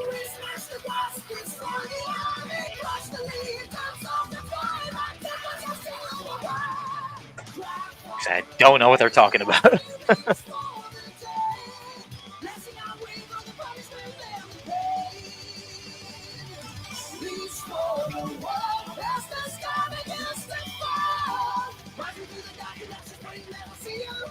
And obviously, what I said was like, it's a sexual joke. Not a, you know, pin her down and that's where it, like, goes down. But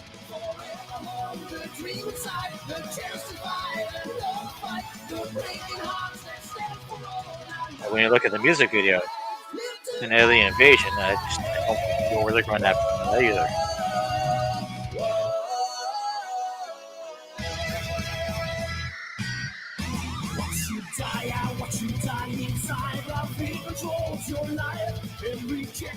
I think what it is because like this song is so immature.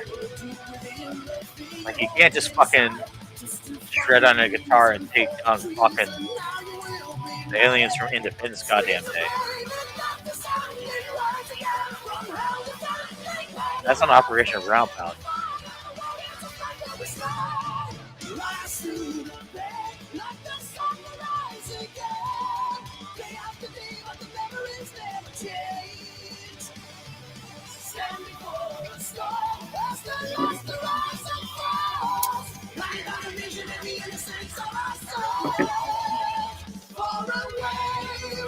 These guys are in like the early to mid 20s too when this came out, so this makes fucking no sense.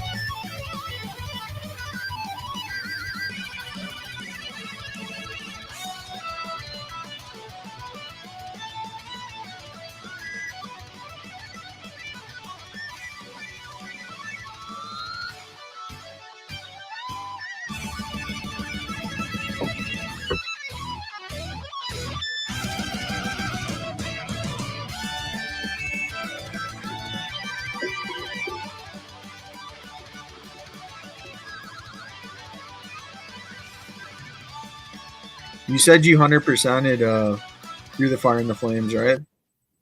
No, I got 3 stars on it. The hardest song. Cause I'm done looking at this fucking video. I swear to God.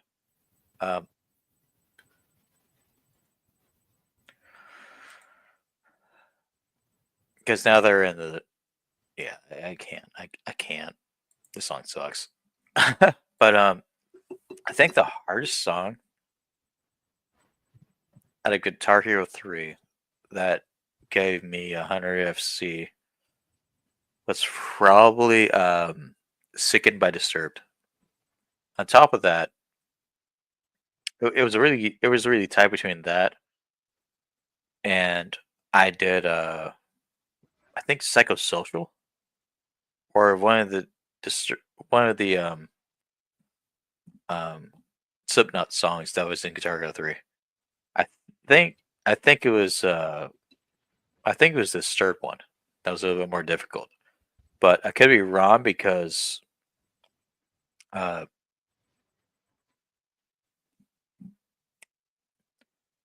Slipknot had a lot of more ups and downs, and they didn't really have a crazy solo. But like what it got to me, like back in the day, is that it how much energy it took. I think what was it? What was it? Let me see.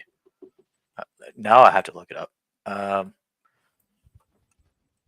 Guitar Hero 3 Slipknot. Oh, before I forget, that was it. That's yeah, I was right. just going to say before I forget. Yeah, because it's Before I forget. because it wore me the shit out. This one I can play Oh, check this out. through. So much for security around here.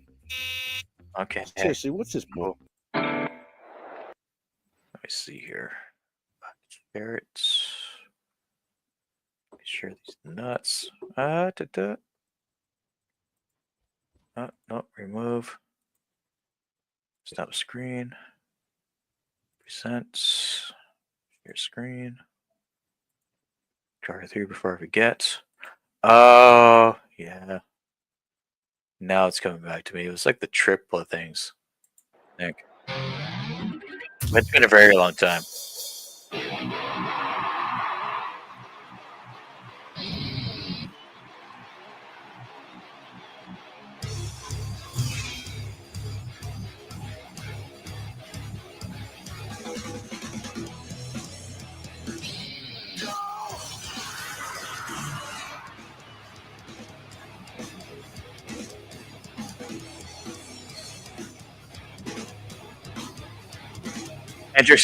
Interesting story about this. So initially, I would have my index finger and my middle finger on here, and I would try to use my my pinky finger to go on here at first. But my pinky finger at the time was way too weak. So what I had to do was hold on. Let me return that.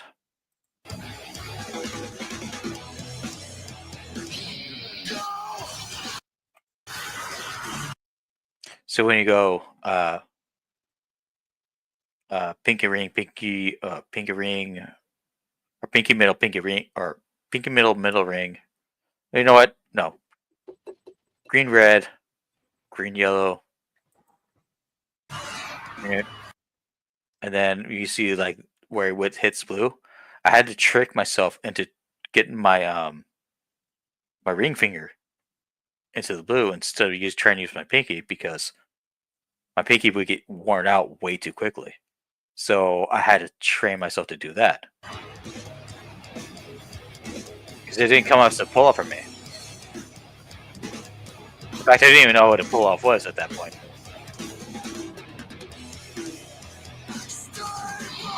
This part was not hard.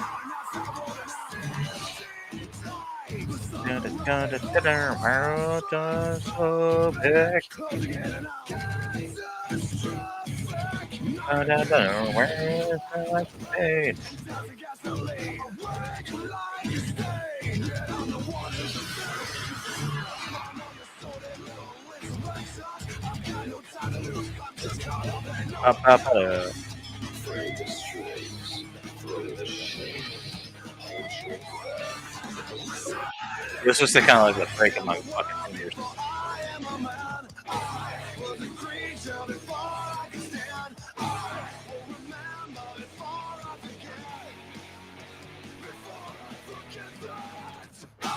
Now I've said I use my pinky for the orange.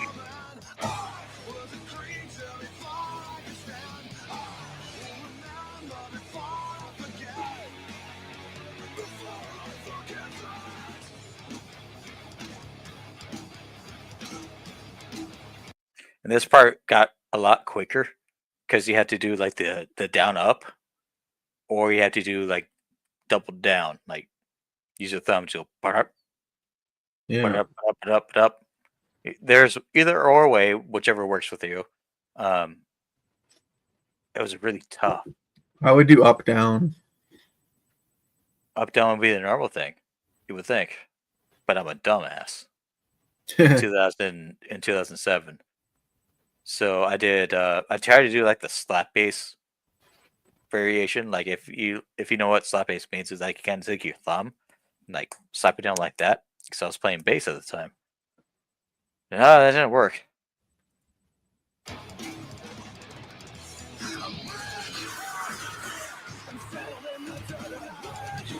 This song is very exhausting. Okay.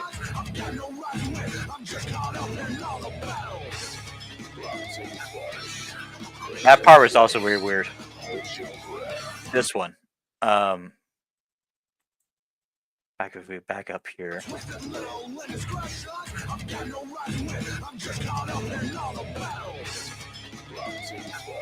That, ironically enough, this tricked me out when I was trying to get 100% of it. This chord tricked me out a little bit because there's nothing else from what I can remember, there's nothing else like this in this song. Everything else is straightforward, but this was just like, okay, let's just throw this in there because we don't fuck with them. That's how I felt about that after I feel like.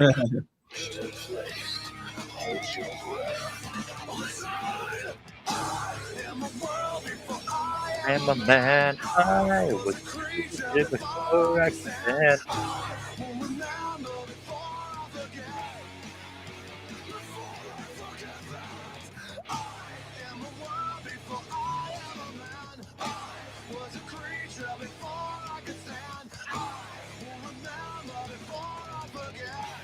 At this part, my fingers are exhausted too. And when I got to this part, I was like, okay, it's on the break.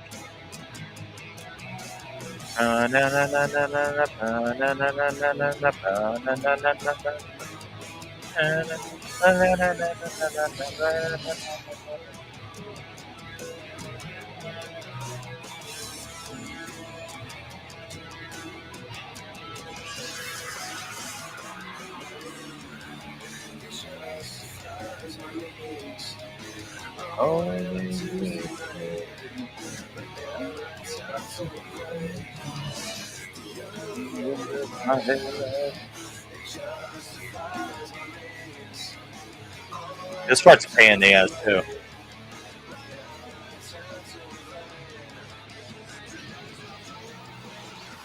Well, yep, I remember that last part.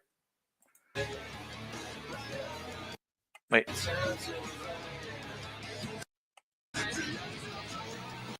That part right there, when they like do like an immediate skip, that was the first time I heard a dual or a chord go off of a chord like in that signature. That part pissed me off too. Because they didn't have to put that there, but of course, you know, it's expert, so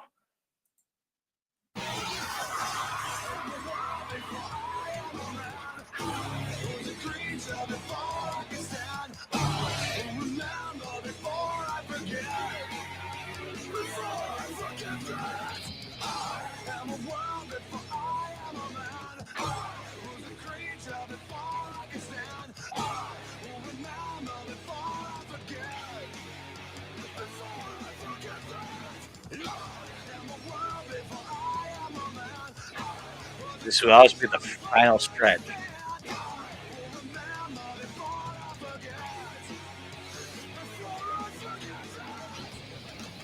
Because in my mind, like back then, especially now, like tiring my fingers out. When you go like this part, when you do and then you have to use your fingers to go back and forth. Holy fuck! I could not use my pinky at that time for that quickness.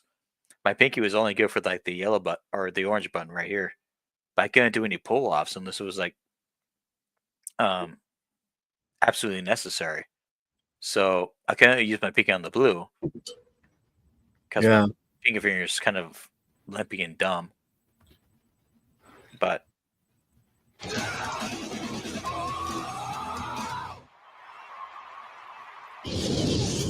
yeah, it definitely the hardest song I've ever had to learn. Based upon trying to FC, and that was a really tough one. I only did it twice. I never did Dragon Force, Jordan, or anything like FC or anything like that. I've always been into rhythm games, but I can never FC um,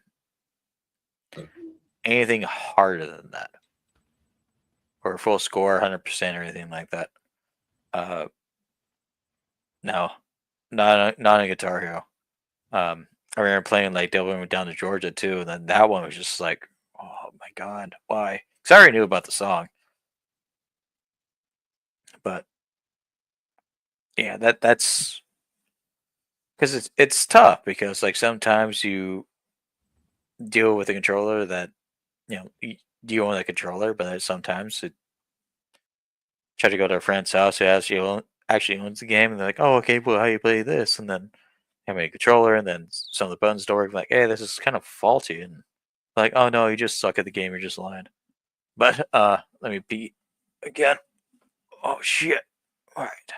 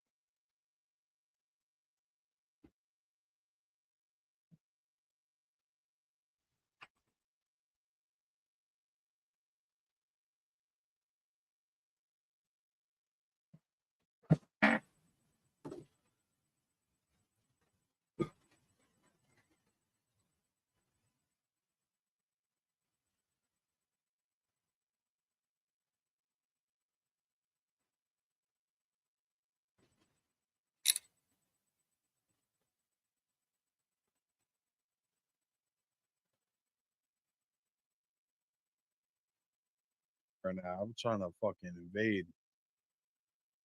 I'm trying to invade. Hold on, man. Who shit we gonna invade?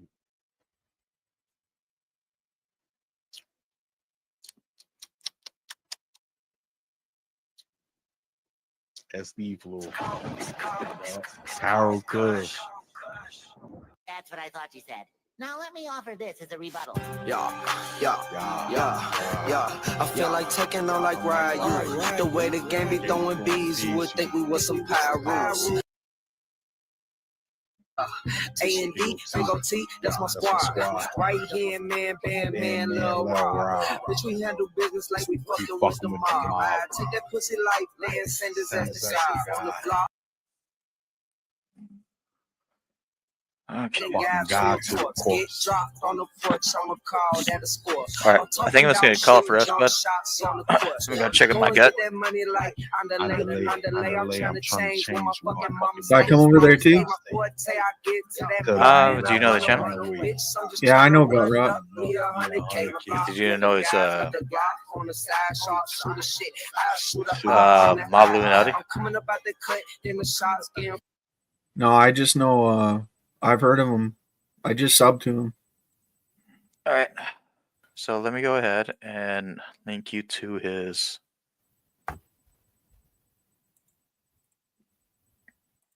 How he's acting, and let me go ahead and put it into private chat. The StreamYard link? Yeah, I'm gonna put his YouTube. Actually, no, I should do streamer link. You're right. I'm goofing. Let me do the streamer link because he's kind of out of it. So I'm gonna let you know here right now.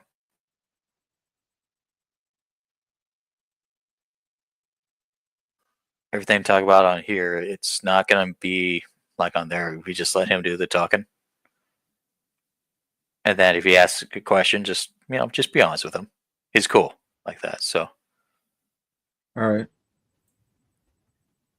let me go ahead.